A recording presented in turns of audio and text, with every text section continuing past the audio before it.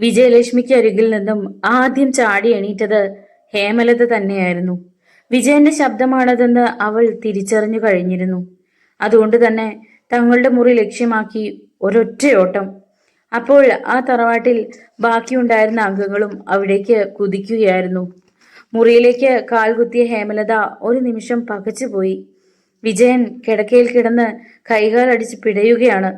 ആരോ കഴുത്തിൽ കുത്തി പിടിച്ചിരിക്കുന്നത് പോലെ കണ്ണുകൾ തുറക്കുകയും നാവ് പുറത്തേക്ക് നീട്ടുകയുമൊക്കെ ചെയ്യുന്നുണ്ട്. കൊല്ലല്ലേ, കൊല്ലല്ലേ എന്ന് തളർന്ന ശബ്ദത്തിൽ അപേക്ഷിക്കുകയും ചെയ്യുന്നുണ്ട്. മുറിയിൽ മറ്റാരും ഇല്ലതാനും. വിജയേട്ടാ, അവൾ അവനെ കുലുക്കി വിളിച്ചു. കൊല്ലരുത്, കൊല്ലരുത് വാസന്തി. ഹേമലത ഞെട്ടിപ്പോയി. വാസന്തിയോ? അവൾക്കു പിന്നാലെ ആ മുറിവാതിൽക്കലേക്ക് ഓടിയെത്തിയവരും പകച്ചു. പുരുഷന്മാർ മുഖാമുഖം നോക്കി. വിജയേട്ടാ, എന്താ ഇത്? ഹേമലതയ്ക്ക് ഭയവും കരച്ചിലും ഒക്കെ ഒന്നിച്ചുണ്ടായി. ഒപ്പം കൂടുതൽ ശക്തിയിൽ അവനെ കുലുക്കുകയും ചെയ്തു. ഇത്തവണ അവൻ ഒരു സ്വപ്നത്തിൽ നിന്നെന്നതുപോലെ ഉണർന്നു. ഹേമലതയുടെ മുഖത്തേക്ക് തുറിച്ചു നോക്കി. പിന്നെ ആ കണ്ണുകൾ ഓരോ മുഖത്തേക്കും മാറി മാറി നോക്കി. ഞാൻ ഞാൻ നിനക്ക് എന്തു പറ്റി വിജയ? ഭദ്രൻകാരനവരാണ് തിരക്കിയത്. പെട്ടെന്ന് ഒരു ഉത്തരം നൽകുവാൻ അവനായില്ല. മുന്നിൽ ഹേമലതയുണ്ട്. അറിയാതെയെങ്കിലും നാവിൻ തുമ്പിൽ നിന്നും ഒരക്ഷരം അടർന്നു വീണുപോയാൽ. നീ നീ എന്തിനാടാ നിലവിളിച്ചത്? രാഘവനും തിരക്കി. ഞാൻ ഒരു സ്വപ്നം കണ്ടു. ആ, അതായിരുന്നോ കാര്യം? ഭദ്രൻകാരനവർ ഉറക്കെ ചിരിച്ചു. നീ ഞങ്ങളെയൊക്കെ ഭയപ്പെടുത്തി കളഞ്ഞല്ലോ. പ്രശ്നത്തെ സ്ത്രീകളുടെ മുന്നിൽ വെച്ച് ലഘൂകരിച്ച് കാണിക്കുകയായിരുന്നു അദ്ദേഹത്തിന്റെ ലക്ഷ്യം. ഹേമലത ഒഴികെയുള്ളവരിൽ അത് ഫലപ്രദമാവുകയും ചെയ്തു. പക്ഷേ ചാട്ടുളി പോലെയാണ് ഹേമലതയിൽ നിന്നും അടുത്ത ചോദ്യം പുറത്തു വന്നത്.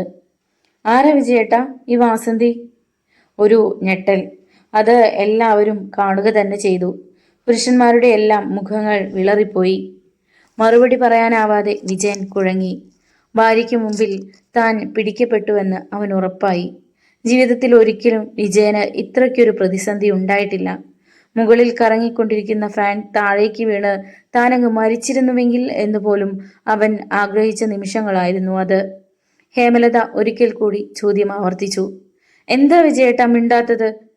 ഞാൻ കുലുക്കി വിളിച്ചപ്പോ കൊല്ലല്ലേ വാസന്തി എന്ന് എന്തിനാ വിളിച്ചത്? വിജയൻ ദയനീയമായി അച്ഛനെയും ഏട്ടന്മാരെയും നോക്കി.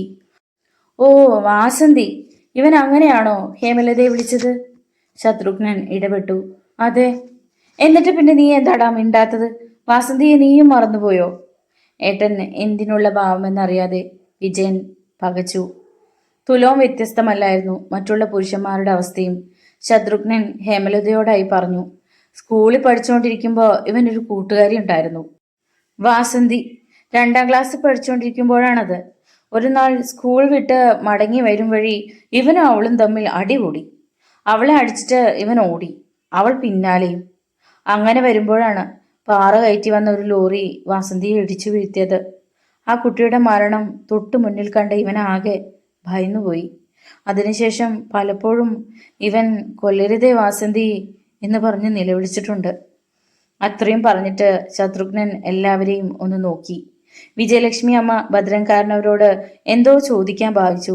പക്ഷെ അപ്പോഴേക്കും കാരണവർ കണ്ണിറുക്കി കാണിച്ചതിനാൽ ആ സ്ത്രീ നാവടക്കി. മറ്റുള്ളവരിൽ ഹേമലത ഒഴികെയുള്ളവർ ഈ കഥ വിശ്വസിച്ചു എന്ന് തോന്നി.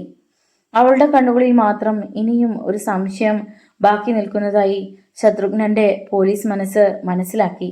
അതുകൊണ്ട് അയാൾ അനുജനോട് ഇത്രയും കൂടി പറഞ്ഞു.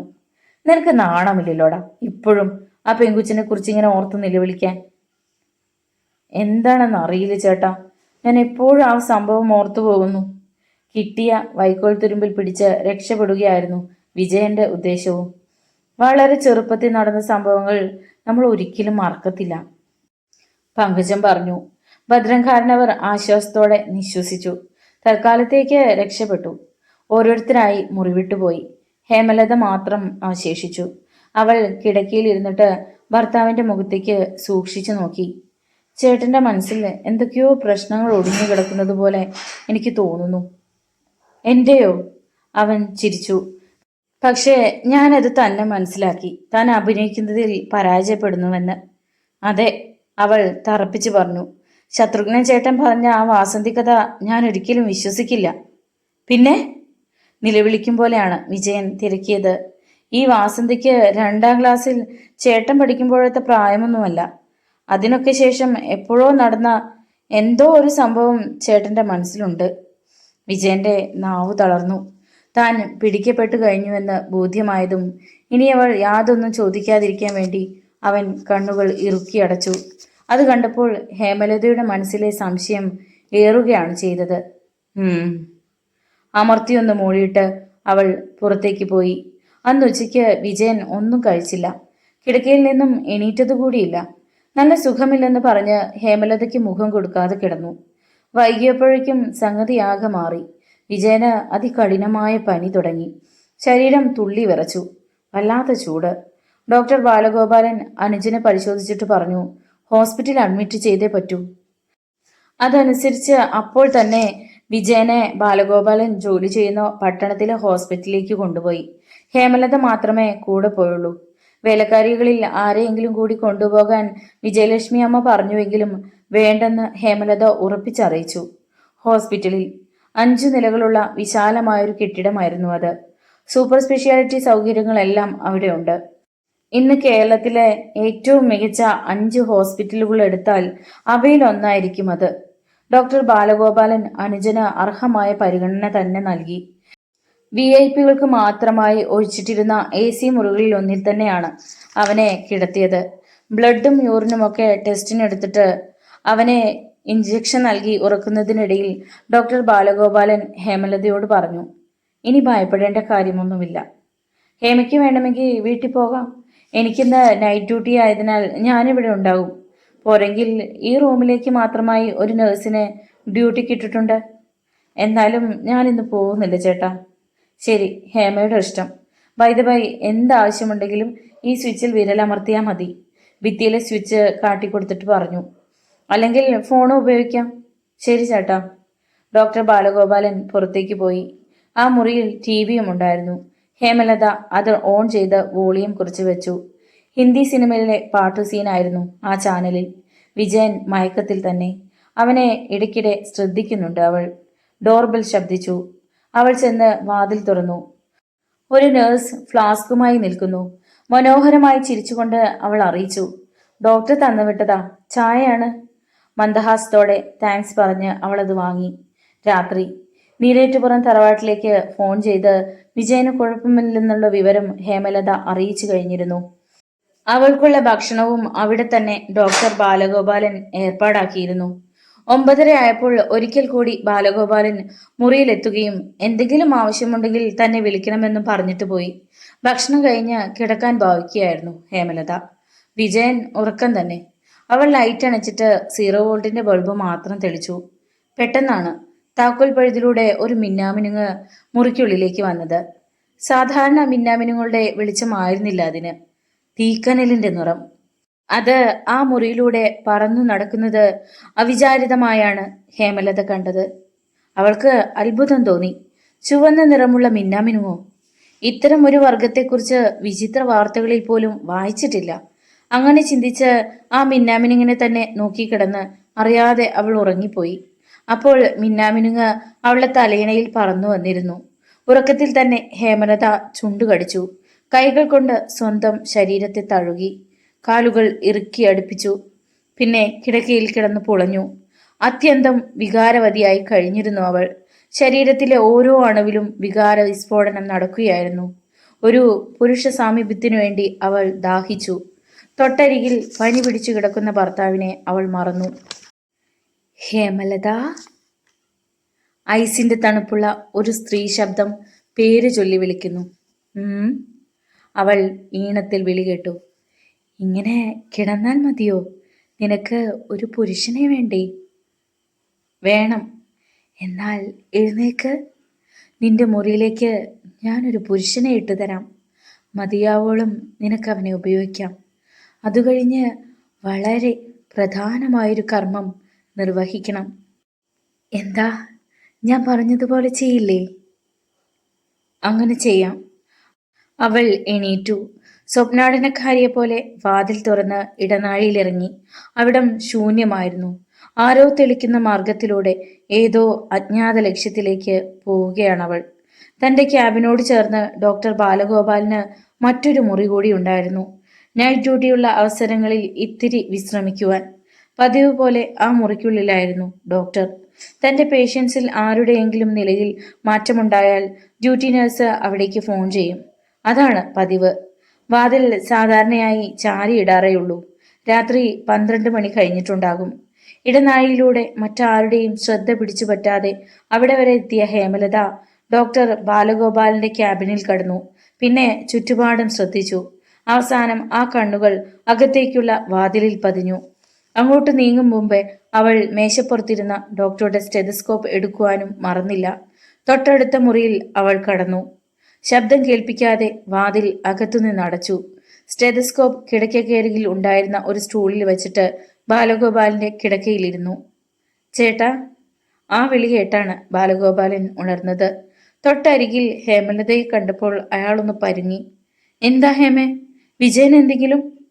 ഇങ്ങോട്ട് വരാണ്ടായിരുന്നല്ലോ, ഒന്ന് ഫോൺ ചെയ്താൽ പോരായിരുന്നോ? അയാൾ എണീക്കാൻ ഭാവിച്ചപ്പോൾ അവൾ തടഞ്ഞു. വിജയേട്ടന് കുഴപ്പമൊന്നുമില്ല, സുഖമായി ഉറങ്ങുകയാണ്. ആ ശബ്ദത്തിന് പോലും ഒരു മാറ്റമുണ്ടെന്ന് ഡോക്ടർക്ക് തോന്നി. അവൾ തുടർന്നു. ഞാൻ ചേട്ടനെ ഒന്ന് കാണാനായി വന്നതാണ്. തനിച്ചൊന്ന് കാണാൻ? എത്ര കാലമായി ഇത്തരം ഒരവസരത്തിന് വേണ്ടി ഞാൻ കൊതിക്കുന്നുവെന്ന് ചേട്ടൻ അറിയാമോ? അത് കേട്ട് ബാലഗോപാലൻ ഞെട്ടി. അവളുടെ കണ്ണുകളിലെ അസാധാരണ തിളക്കം എന്തിൻ്റേതാണെന്ന് അയാൾ തിരിച്ചറിഞ്ഞു കഴിഞ്ഞു. ഹേമയ്ക്ക് എന്തു പറയാനുണ്ടെങ്കിലും അത് നാളെ രാവിലെ ആകാം. ഇപ്പൊ പോകൂ. വിജയൻ തനിച്ചല്ലേ മുറിയിലുള്ളൂ? അവൾ ചിരിച്ചു. പറയാനുള്ളതൊക്കെ പിന്നത്തേക്ക് നീട്ടിവെക്കുന്നത് എനിക്കിഷ്ടമല്ല. മാത്രമല്ല, ഞാൻ മടങ്ങിയെത്തും വരെ വിജയേട്ടൻ ഉണരില്ലെന്നും എനിക്ക് ഉറപ്പുണ്ട്. ഡോക്ടർ അസ്വസ്ഥനായി. എന്തു വേണമെന്ന് അയാൾക്ക് യാതൊരു രൂപവും കിട്ടിയില്ല. ശരി, എന്താണെന്ന് വെച്ച നീ വേഗം പറ. ചേട്ടൻ എന്താ ഒരു പരിഭ്രമം? ഇത്രയും സുന്ദരിയായ ഒരു യുവതി അരികിലിരിക്കുന്നതിൻ്റെതാണോ? അങ്ങനെ എൻ്റെ അരികിൽ കള്ളത്തരമൊന്നും ഭാവിക്കണ്ട. ചേട്ടന് നന്ദിനി ചേച്ചിയെ പറ്റിക്കാൻ കഴിഞ്ഞേക്കും, പക്ഷേ എന്നെ കബളിപ്പിക്കാനാവില്ല. നൈറ്റ് ഡ്യൂട്ടിയിലുള്ള പല ദിവസങ്ങളിലും ഈ മുറിയിൽ നഴ്സുമാർ എത്തുമെന്ന് എനിക്കറിയാം. ഡോക്ടർ മിഴിച്ചു കിടന്നു. ഈ വിവരമൊക്കെ ഇവൾ എങ്ങനെ അറിഞ്ഞു? അത് ശ്രദ്ധിക്കാതെ അവൾ വീണ്ടും പറഞ്ഞു. കഴിഞ്ഞ ദിവസവും റോസമ്മ നഴ്സ് ഈ മുറിയിൽ വന്നില്ലേ? കൊച്ചു കള്ളൻ. പൂച്ച പാല് കുടിക്കുന്നത് ആരും അറിയില്ലെന്നാ കരുതുന്നത്. അതോടെ ബാലഗോപാലിന് ശബ്ദിക്കുവാനുള്ള ശക്തി കൂടി നഷ്ടമായി. കാര്യം ഇതൊക്കെയാണെങ്കിലും ഞാനിത് ആരോടും പറഞ്ഞിട്ടില്ല കേട്ടോ. ഇനി പറയുകയുമില്ല. അയാൾക്ക് അല്പം ആശ്വാസം തോന്നി. തന്നെ ദൈവത്തെപ്പോലെ പൂജിക്കുന്നവളാണ് നന്ദിനി.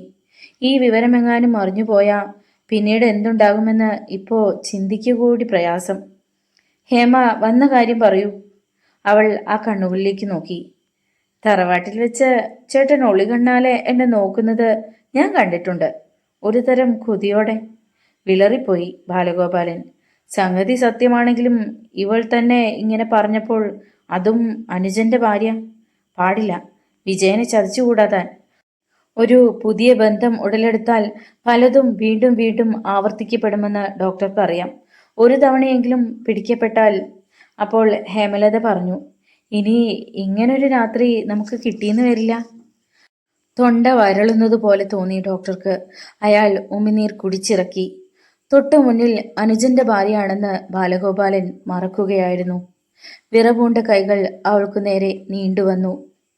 വല്ലാത്തൊരു കിതപ്പോടെ, വല്ലാത്തൊരു ആവേശത്തോടെ അവളെ വലിച്ച് തന്റെ ശരീരത്തിലേക്കിട്ടു ബാലഗോപാലൻ. സ്വയം മറന്നുപോയ നിമിഷങ്ങൾ. വികാരത്തിന്റെ ഹിമപാതം ആരംഭിച്ചു കഴിഞ്ഞിരുന്നു. 1000 കുതിരകൾ കടിഞ്ഞാണില്ലാതെ പായുകയാണ്. ഡോക്ടർ ബാലഗോപാലൻ തളർന്നു തുടങ്ങി. പക്ഷേ ഒരു ചിലന്തിയെപ്പോലെ ഇരയെ വിടാതെ പിടിച്ചിരിക്കുകയാണ് ഹേമലത. അവളുടെ ആവേശം അനുനിമിഷം വർദ്ധിക്കുകയാണ്. ഒരു തീവണ്ടി എഞ്ചിന്റെ ശക്തിയോടെ. ഡോക്ടർ കുതറിപ്പിടഞ്ഞു. അവൾ വിട്ടില്ല. കാറിക്കരയുവാൻ ഭാവിച്ചു. കഴിഞ്ഞില്ല. ഹേമേ, പ്ലീസ്! അതവൾ കേട്ടില്ല. അവൾക്ക് കേൾക്കാൻ കഴിഞ്ഞത് കാതുകൾക്കരികിലെ തണുത്ത ശബ്ദം മാത്രമാണ്. ചോദിക്ക്, എന്നെ അറിയുമോ എന്ന് ചോദിക്ക്, ഹേമലത തിരക്കി. ബാലഗോപാലേട്ടൻ ഓർക്കുന്നുണ്ടോ വാസന്തിയെ? ഏ?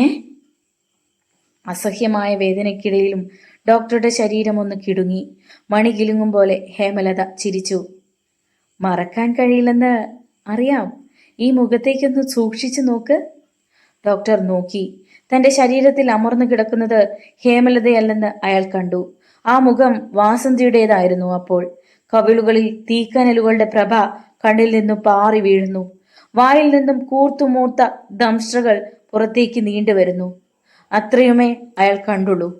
ബാലഗോപാലിന്റെ കണ്ണുകൾ പിന്നോട്ട് മറിഞ്ഞു. ഹേമലതയുടെ ഇടതുകൈ സ്റ്റൂളിലിരിക്കുന്ന സ്റ്റെതസ്കോപ്പിന് നേരെ നീണ്ടു. അടുത്ത പ്രഭാതം. ഫോണിന്റെ ശബ്ദമാണ് ഹേമലതയെ ഉണർത്തിയത്. താൻ എവിടെയാണെന്ന് അറിയുവാൻ അവൾക്ക് ഒരു നിമിഷം വേണ്ടി വന്നു. തൊട്ടരികിൽ ഉറങ്ങിക്കിടക്കുന്ന വിജയനെയും ആ മുറിയുമൊക്കെ കണ്ടപ്പോൾ അവൾക്ക് മനസ്സിലായി ഹോസ്പിറ്റലിലാണെന്ന്. വേഗം എണീറ്റ് റിസീവർ എടുത്തു. ഹലോ. ഭദ്രംകാരനവരുടെ ശബ്ദം. ഹേമയാണച്ച, ഭവ്യതയോടെ അവൾ അറിയിച്ചു. വിജയൻ എങ്ങനെയുണ്ട് മോളെ? കുറവുണ്ട്, ഉറക്കമാണിപ്പോഴും. ഭദ്രംകാരനവർ ആശ്വാസത്തോടെ നിശ്വസിക്കുകയാണ്. ഫോണിലൂടെ അവൾ കേട്ടു. തുടർന്നും അന്വേഷണം. ബാലഗോപാലൻ അവിടെയില്ലേ? ഞാൻ 1-2 തവണ വിളിച്ചിട്ടും അവന് കിട്ടിയില്ല. അദ്ദേഹത്തിന്റെ റൂമിലുണ്ടാവും അച്ഛാ. രാവിലെ ഇങ്ങോട്ട് വന്നില്ല, രാത്രിയിൽ വന്നിട്ട് പോയതാ. ആ, അവൻ ഇനി അങ്ങോട്ട് വരുമ്പോ എന്നെ ഒന്ന് വിളിക്കാൻ പറ. ശരി അച്ഛാ. അപ്പുറത്ത് റിസീവർ വെച്ച് കഴിഞ്ഞപ്പോൾ ഹേമലതയും പിന്തിരിഞ്ഞു. ശരീരത്തിനും മനസ്സിനും എന്തോ ഒരു ഭാരം പോലെ തോന്നി. കൺപോളകൾ അടയുന്നു. ഇനിയും ഉറക്കം ഒരുപാട് ബാക്കി നിൽക്കുന്നത് പോലെ. അവൾ ബാത്റൂമിലേക്ക് നടന്നു. അരക്കെട്ടിൽ നല്ല വേദനയും പുകച്ചിലും. എന്തേ ഇങ്ങനെ ഓർത്തപ്പോൾ ഹേമലതയുടെ ചുണ്ടിൽ ചിരിയൂറി. വിജയേട്ടനുമായി താൻ പങ്കിട്ടിട്ടുള്ള രാത്രികൾക്ക് ശേഷം ഇങ്ങനെ തോന്നാറുള്ളതാണ്. പക്ഷേ കഴിഞ്ഞ രാത്രി അങ്ങനെയൊന്നും ഉണ്ടായിട്ടില്ലല്ലോ. എന്നിട്ടും ബാത്റൂമിലെത്തിയ അവൾ അറിയാതെ ഒന്ന് ഞെട്ടി. തൻ്റെ തുടകളിൽ ചോരപ്പാടുകൾ. അപ്പോൾ കഴിഞ്ഞ രാത്രി തന്നെ ആരോ. ഈശ്വര, താൻ അറിയാതെ, അതും അടഞ്ഞ മുറിക്കുള്ളിൽ. ഹേമലതയുടെ മനസ്സിൽ ഒരു കൊടുങ്കാച്ചിരമ്പി. വിവാഹത്തിന്റെ തലേന്നാൾ രാത്രിയിലത്തെ സംഭവം ആവർത്തിച്ചിരിക്കുകയാണ് ഇവിടെ. വിഷമവും കോപവും ഒക്കെ ഒന്നിച്ചുണ്ടായി അവൾക്ക്. ആരാണ്? താൻ അറിയാതെ പോയത് എന്താണ്? സ്ത്രീകൾക്ക് മയക്കുമരുന്ന് നൽകിയിട്ട് കാര്യം സാധിക്കുന്ന സംഘങ്ങളെക്കുറിച്ചൊക്കെ പത്രങ്ങളിൽ വായിച്ചിട്ടുണ്ട്. പക്ഷെ ഇവിടെ തന്റെ ശരീരം നിറയെ ചെളിയുള്ള ഒരു കുളത്തിൽ പതിച്ച പ്രതീതിയാണ് അവൾക്ക് തോന്നിയത്. അതുകൊണ്ട് ഏറെ നേരം ഷവറിനു കീഴിൽ നിന്നു. ദുഷ്ടൻ! അവന്റെ തലയിൽ ഇടുത്തി വീഴുമെന്ന് മനം കൊണ്ട് പ്രാഗി. 2-3 വട്ടം ശരീരം സോപ്പ് തേച്ച് കഴുകി. മനസ്സിൽ അപ്പോഴും നീറ്റൽ ബാക്കി നിന്നു. അരമണിക്കൂറോളം കഴിഞ്ഞാണ് അവൾ ബാത്റൂമിൽ നിന്ന് പുറത്തു വന്നത്. വസ്ത്രം മാറി. വിജയൻ അപ്പോഴും ഉണർന്നിരുന്നില്ല. അവൾ കിടക്കിയിലിരുന്ന് പതിയെ വിളിച്ചു. വിജയേട്ടാ. 1-2 ആവർത്തിയായപ്പോൾ അവൻ മൂളി. പിന്നെ കണ്ണുകൾ തുറന്നു. അവളെയും ആ മുറിയാകെയും കണ്ണുകൾ കൊണ്ട് ഒഴിഞ്ഞു. എവിടെയാണ് ഞാൻ? ആശുപത്രിയിൽ. എന്തിന്? എനിക്ക് എന്തു പറ്റി? അവൾ ചിരിച്ചു. പിന്നെ ഭർത്താവിൻ്റെ കരങ്ങൾ ചേർത്ത് പിടിച്ചുകൊണ്ട് എല്ലാം പറഞ്ഞു. വിജയൻ എല്ലാം ഓർത്തു. കഴിഞ്ഞ പകൽ. ആ ഓർമ്മ പോലും അവനെ നടുക്കം കൊള്ളിച്ചു. ഡോർബെൽ ശബ്ദിച്ചു. ബാലഗോപാലൻ ചേട്ടനായിരിക്കും എന്ന് പറഞ്ഞുകൊണ്ട് അവൾ ചെന്ന് വാതിൽ തുറന്നു. മുന്നിൽ ഒരു നേഴ്സ്. Doctor Balagopalan sir. ബാക്കി പറയാനാവാതെ അവൾ വിക്കി. ടെൽമി. ഹേമലതയുടെ നെഞ്ചിടിപ്പ് ഏറുകയായിരുന്നു. ഹോസ്പിറ്റലിന് മുന്നിൽ പോലീസ് വാഹനങ്ങൾ അലറിപ്പാഞ്ഞു വന്ന് ബ്രേക്കിട്ടു. ആദ്യത്തെ ജീപ്പിൽ നിന്നും SI കുട്ടപ്പനും അതിന് തൊട്ടു പിന്നാലെ ജീപ്പിൽ നിന്നും CI ശത്രുഘ്നനും ഇറങ്ങി. അതിനു പിന്നിൽ സിഗ്നൽ ലൈറ്റ് ഇട്ടുകൊണ്ട് ഒരു വെളുത്ത അംബാസഡർ കാർ വന്നു നിന്നു. പിൻസീറ്റിൽ നിന്നും SP കാർലോസ് കുതിച്ചിറങ്ങി. കനത്ത കാലടികളോടെ അയാൾ ഹോസ്പിറ്റലിനുള്ളിലേക്ക് നീങ്ങി. വാച്ചർ ഭവ്യതയോടെ നിന്നു. എവിടെയാണ്? അയാൾ തിരക്കി. 3rd ഫ്ലോറിൽ. കാർലോസിന് മുന്നിൽ ലിഫ്റ്റിന്റെ വാതിൽ തുറക്കപ്പെട്ടു. അയാൾ അകത്തേക്ക് കയറി. മുകളിലേക്ക് 3rd ഫ്ലോറിൽ. ലിഫ്റ്റ് നിന്നു. കാർലോസ് ഇടനാഴിയിൽ ഇറങ്ങി. VIP-കൾ മാത്രം വരുന്ന ഹോസ്പിറ്റൽ. അവിടെയും? അതാണ് കാർലോസ് ചിന്തിച്ചത്. ഇടനാഴിയിൽ അങ്ങിങ്ങായി ആൾക്കാർ ഭയന്നതുപോലെ നിൽക്കുന്നുണ്ടായിരുന്നു. ഡോക്ടർ ബാലഗോപാലിന്റെ ക്യാബിന് മുന്നിൽ നിന്നും ആൾക്കാരെ പോലീസ് അകറ്റി. കാർലോസ് അകത്തേക്ക് കടക്കുമ്പോൾ കണ്ണുകൾ തുടച്ചുകൊണ്ട് പുറത്തേക്ക് ഇറങ്ങി വരികയാണ് CI ശത്രുഘ്നൻ. കാർലോസ് ഒന്നും പറഞ്ഞില്ല. ക്യാബിനോട് ചേർന്നുള്ള റൂമിലെത്തി. തറയിലും കിടക്കയിലും ഒക്കെ ചോര നിറഞ്ഞിരിക്കുന്നു. തറയിൽ ചോരയിൽ കുളിച്ച് ഡോക്ടർ ബാലഗോപാലിന്റെ സ്റ്റെതസ്കോപ്പ് കിടപ്പുണ്ടായിരുന്നു. എല്ലാം നോക്കിക്കണ്ട ശേഷം അയാൾ തിരിച്ചിറങ്ങി. ശത്രുഘ്നൻ എന്തു വേണമെന്നറിയാതെ പകച്ചു നിൽക്കുകയാണ്. കാർലോസ് എസ്.ഐ കുട്ടപ്പനെ വിളിച്ചു.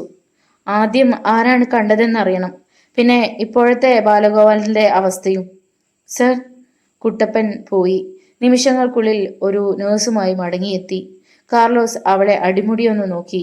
വെളുത്ത് കൊലുന്നനെയുള്ള ഒരു യുവതി, കരഞ്ഞു ചുവന്ന കണ്ണുകൾ. പിന്നോട്ട് മാറി ഫൈബർ കസേരയിൽ ഇരുന്നിട്ട് തൊപ്പിയെടുത്ത് മടിയിൽ വയ്ക്കുന്നതിനിടയിൽ കാർലോസ് തിരക്കി. നിന്റെ പേര്? ശാരദ. പതറിയ ശബ്ദത്തിൽ അവൾ പറഞ്ഞു. നീയാണോ ഇന്ന് രാവിലെ ഡോക്ടറെ ആദ്യമായി കണ്ടത്? അതെ. എന്തിനാണ് നീ ഇവിടെ വന്നത്? ഡോക്ടർക്ക് കാപ്പി കൊടുക്കാൻ. അങ്ങനെ ഒരു പതിവുണ്ടോ? നൈറ്റ് ഡ്യൂട്ടി കഴിയുന്ന അവസരങ്ങളിൽ അദ്ദേഹം രാവിലെ ഒരു കാപ്പി കുടിക്കുക പതിവാണ്. നീയാണോ അങ്ങനെയുള്ള ദിവസങ്ങളിൽ കാപ്പി കൊടുക്കുന്നത്? അങ്ങനെയൊന്നുമില്ല സർ. ആരെങ്കിലും കൊണ്ടുവന്ന് കൊടുക്കും. ശരി, എങ്കിലിനി ഒന്നും വിട്ടുപോകാതെ ആദ്യം മുതൽ പറയൂ. ഒരു നിമിഷം ഓർത്തു നിന്നതിന് ശേഷം ശാരദ പറഞ്ഞു തുടങ്ങി. സാധാരണ രാവിലെ ഫോൺ ചെയ്ത് അനുവാദം വാങ്ങിയിട്ടാണ് കാപ്പിയുമായി ആരെങ്കിലും വരുന്നത്. പക്ഷെ ഇന്ന് 4-5 തവണ വിളിച്ചിട്ടും ഡോക്ടർ ഫോൺ അറ്റൻഡ് ചെയ്യാത്തപ്പോൾ സംശയത്തോടെയാണ് ചെന്നത്. അങ്ങനെ സംശയിക്കാൻ കാരണം? നേരത്തെ ഇവിടെ ഇത്തരം സംഭവങ്ങൾ ഉണ്ടായിട്ടുണ്ടോ? ഇല്ല സർ. പിന്നെ? അബദ്ധം പിണഞ്ഞവളെ പോലെ ശാരദ നിന്നു. ആ, എന്നിട്ട്? ഞാൻ വരുമ്പോൾ ക്യാബിന്റെ വാതിൽ തുറന്നു കിടക്കുകയായിരുന്നു. മേശപ്പുറത്ത് കാപ്പി വെച്ചിട്ട് തിരികെ പോരാമെന്നാണ് വിചാരിച്ചത്. പക്ഷെ അകത്തു കയറിയപ്പോ ശാരദയുടെ മുഖത്തേക്ക് തന്നെ ഉറ്റുനോക്കിയിരിക്കുകയായിരുന്നു കാർലോസ്. ടെൽമി. അപ്പോൾ? അകത്തേക്കുള്ള വാതിലും തുറന്നു കിടക്കുകയായിരുന്നു. അവിടെ ചോരയിൽ കുളിച്ച് ഡോക്ടർ. ബാക്കി പറയാനാവാതെ പൊട്ടിക്കരഞ്ഞുപോയി ശാരദ. കാർലോസ് കരപ്പിച്ചൊന്നു മൂളി. ഇനിയും ഞാൻ വിളിക്കും. വരാം സർ. എങ്കിൽ തൽക്കാലം പോയിക്കോളൂ. ശാരദ പോയി. കുട്ടപ്പ. സർ. ബാലഗോപാലിന്റെ ഡോക്ടറെ കാണണം. കമോൺ. സർ. കാർലോസിന്റെ പിന്നാലെ എസ്.ഐയും പോയി.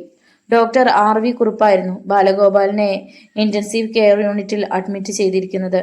അവർ കടന്നു ചെല്ലുമ്പോൾ കുറുപ്പ് തന്റെ ചെയറിലുണ്ടായിരുന്നു. ഡോക്ടർ പോലീസ് ഉദ്യോഗസ്ഥന്മാരെ ഹാർദവുമായി സ്വാഗതം ചെയ്ത് കസേരയ്ക്ക് നേരെ കൈ ചൂണ്ടി. കാർലോസ് ഇരുന്നു. എസ്.ഐ പിന്നിൽ നിന്നതേയുള്ളൂ. തലയുടെ മുക്കാൽ ഭാഗത്തോളം കഷണ്ടി കയറിയ തടിച്ച കണ്ണടയുള്ള ക്ലീൻ ഷേവ് ചെയ്ത മുഖവും കുള്ളനും തടിയനുമായ ഒരാളായിരുന്നു ഡോക്ടർ ആർ.വി. കുറുപ്പ്. കണ്ണടയ്ക്കിടയിലൂടെ ഇരുവരെയും ശ്രദ്ധിച്ചുകൊണ്ട് ഡോക്ടർ തിരക്കി. അന്വേഷണത്തിന്റെ ഭാഗമായിരിക്കും അല്ലേ? Yes doctor. കാർലോസ് മുന്നോട്ടാഞ്ഞിരുന്നു. ഞങ്ങൾക്കറിയേണ്ടത് യഥാർത്ഥത്തിൽ സംഭവിച്ചത് എന്താണ്, ഇപ്പോൾ അദ്ദേഹത്തിന്റെ അവസ്ഥ എന്താണ് എന്നു മറ്റുമാണ്. ഇപ്പോഴത്തെ അവസ്ഥ പ്രവചനങ്ങൾക്കും അപ്പുറമാണ്. സംഭവിക്കാം, അല്ലാതിരിക്കാം. പിന്നെ യഥാർത്ഥത്തിൽ സംഭവിച്ചത് എന്താണെന്ന് ഡോക്ടർ ബാലഗോപാലിന് മാത്രമേ അറിയൂ. ഞാൻ കാണുമ്പോൾ എങ്ങനെയായിരുന്നുവെന്ന് പറയാം. നഴ്സുമാർ വിവരം അറിയിച്ചതനുസരിച്ചാണ് ഞാൻ അവിടെ എത്തിയത്. അപ്പോൾ ചോര കിനിയുന്ന ഒരു വലിയ മാംസകഷ്ണമായിരുന്നു ബാലഗോപാലൻ. ജീവനുണ്ടെന്ന് ഞാൻ കരുതിയിരുന്നില്ല. പക്ഷേ ഹൃദയത്തിൽ അവസാന സ്പന്ദനം ബാക്കിയുണ്ടായിരുന്നു. ICUയിൽ എത്തിക്കും മുമ്പ് തന്നെ ഓപ്പറേഷൻ തിയേറ്ററിലേക്ക് കൊണ്ടുപോയി. ഡോക്ടറുടെ നാവ് അറുത്തു മാറ്റിയിരിക്കുന്നുവെന്ന് അവിടെ വെച്ചാണ് ഞാൻ അറിഞ്ഞത്. അതുകൊണ്ടും പൂർത്തിയായില്ല. അയാളുടെ 2 കൈകളും തോളിന്റെ ഭാഗത്ത് വെച്ച് വലിച്ചൊടിച്ചിരിക്കുകയാണ്. ബാലഗോപാലൻ ജീവിച്ചിരുന്നാൽ തന്നെ ആ കൈകൾ ഇനിയൊരു അലങ്കാരം മാത്രമായിരിക്കും. കേട്ടിരുന്ന കാർലോസിനും കുട്ടപ്പനും പോലും വല്ലാത്തൊരു അസ്വസ്ഥതയുണ്ടായി. ഡോക്ടർ കുറുപ്പ് തുടർന്നു. കാലുകളുടെ കാര്യവും വ്യത്യസ്തമല്ല. അവയും പിരിച്ചൊടിച്ചിരിക്കുകയാണ്. ഇനി നടക്കുവാൻ ഒരിക്കലും കഴിയാത്ത വിധത്തിൽ. കഴുത്തിൽ സ്റ്റെതസ്കോപ്പ് മുറുക്കിയിരുന്നു. ഒരുപക്ഷെ മരിച്ചുവെന്ന് കരുതി ശത്രു ഉപേക്ഷിച്ചു പോയതാവണം. അതല്ലെങ്കിൽ നാവ് പുറത്തേക്ക് നീട്ടാൻ വേണ്ടി കഴുത്ത് മുറുക്കിയതാവണം. കാർലോസ് എണീറ്റു. Thank you doctor. വെൽക്കം. പുറത്തേക്ക് നടക്കുമ്പോൾ കാർലോസിന്റെ ചിന്തകൾക്ക് തീ പടരുകയായിരുന്നു. ഡോക്ടർ പറഞ്ഞ ഓരോ കാര്യങ്ങളും മനസ്സിൽ മുഴങ്ങുകയായിരുന്നു. ബാലഗോപാലൻ ജീവിച്ചിരിക്കുകയാണെങ്കിൽ തീർച്ചയായും കൊലയാളിയെ കണ്ടെത്താൻ ബുദ്ധിമുട്ടുണ്ടാവില്ല. നീരേറ്റുപുറം തറവാട്ടിൽ നടന്ന മരണങ്ങൾക്കെല്ലാം ഉത്തരവാദി അയാളാണെന്നുള്ള കാര്യത്തിൽ തർക്കമില്ല. SP sir. പിന്നിൽ ശബ്ദം കേട്ട് കാർലോസ് തിരിഞ്ഞു. ഡോക്ടർ കുറുപ്പ്. അദ്ദേഹം പിന്നാലെ നടന്നെത്തി. പ്രധാനപ്പെട്ട ഒരു കാര്യം ഞാൻ പറഞ്ഞില്ല. ഈ സംഭവത്തിന് പിന്നിൽ ഒരു പെൺകുട്ടി ഉൾപ്പെട്ടിട്ടുണ്ടോ എന്ന് ഞാൻ സംശയിക്കുന്നു. വാട്ട്? കാർലോസ് ഒന്ന് ഞെട്ടി. യെസ്, ഡോക്ടർ കുറുപ്പ് പറഞ്ഞു. ബാലഗോപാലൻ ഒരു സ്ത്രീയുമായി ബന്ധപ്പെട്ടിട്ടുണ്ട്, അതും കടുത്ത രീതിയിൽ. കാർലോസിന് അത് പുതിയ അറിവായിരുന്നു. ആനന്ദിന്റെ മരണത്തിലും പരശുരാമിന്റെ മരണത്തിലും ഒരു സ്ത്രീ ഉൾപ്പെട്ടിട്ടുണ്ട്. ഇവിടെയും ഫിംഗർ പ്രിന്റ് വിദഗ്ധരും ഡോഗ് സ്ക്വാഡും എത്തി. പക്ഷേ അവരും നിരാശരായതേയുള്ളൂ. വാതിൽപ്പടിയിലോ സ്റ്റെതസ്കോപ്പിലോ പോലും വ്യക്തമായ ഫിംഗർ പ്രിന്റ് കിട്ടിയില്ല. എല്ലാം അതിസൂക്ഷ്മമായി മായ്ച്ചു കളഞ്ഞതുപോലെ. ആസൂത്രിതമായ ഒരു സംഭവമായിരുന്നു ഇതെന്ന കാര്യത്തിൽ തർക്കമില്ല. CA ശത്രുഘ്നൻ വിജയന്റെ റൂമിലേക്ക് നടന്നു. വീട്ടിൽ നിന്നും അച്ഛനും ഏട്ടന്മാരും ഒക്കെ ഏത് നിമിഷവും എത്തിച്ചേരാം. പക്ഷേ സംഗതി ഇത്രയ്ക്ക് സീരിയസ് ആണെന്ന് താൻ ഫോണിലൂടെ പറഞ്ഞിട്ടില്ല. എങ്കിലും അച്ഛന് സംശയം തോന്നിയിരിക്കണം. അടച്ചിട്ടിരുന്ന വാതിൽ തുറന്ന് ശത്രുഘ്നൻ അനുജന്റെ റൂമിലെത്തി. നിശബ്ദനായിരുന്ന് കണ്ണീരൊഴുക്കിയായിരുന്നു വിജയൻ. അവൻ തലയുയർത്തി ഏട്ടനെ ഒന്ന് നോക്കിയിട്ട് വീണ്ടും പഴയതുപോലെ ഇരുന്നു. തൊട്ടടുത്ത കിടക്കയിൽ അബോധാവസ്ഥയിൽ കിടക്കുന്ന ഹേമലത. അവൾക്കരികിൽ ഒരു നേഴ്സ് ഉണ്ടായിരുന്നു. ശത്രുഘ്നനെ കണ്ടപ്പോൾ നേഴ്സ് എണീറ്റു. ട്രിപ്പ് സ്റ്റാൻഡിൽ നിന്നും ഹേമലതയുടെ കൈത്തണ്ടയിലേക്ക് ഗ്ലൂക്കോസ് ഒഴുകുന്നുണ്ടായിരുന്നു. രാവിലെ നേഴ്സ് വന്ന് വിവരം പറഞ്ഞപ്പോൾ ബാലഗോപാലിനെ കാണുവാൻ ഒറ്റയോട്ടമായിരുന്നു ഹേമലത. ആ ഭയങ്കര ദൃശ്യം കണ്ടതും വല്ലാത്തൊരു അലർച്ചയോടെ അവൾ വീണു. ഡോക്ടർ കുറുപ്പിന്റെ നിർദ്ദേശാനുസരണമാണ് അവളെ ഇവിടെ കൊണ്ടുവന്ന് കിടത്തിയതും ഡ്രിപ്പിട്ടതും. ഇടയ്ക്കിടെ സ്വബോധം വീഴുകയും വീണ്ടും മറയുകയും ചെയ്തുകൊണ്ടിരുന്നു. വിജയൻ മാത്രം ഏട്ടനെ കാണാൻ പോയില്ല. അവന് അതിനുള്ള കരുത്തില്ലായിരുന്നു. മാത്രമല്ല, താനാണ് ഈ അപകടങ്ങൾക്കൊക്കെ കാരണക്കാരനെന്ന് അവനിൽ എങ്ങനെയോ ഒരു ചിന്ത പാറി വീഴുകയും ചെയ്തിരിക്കുന്നു.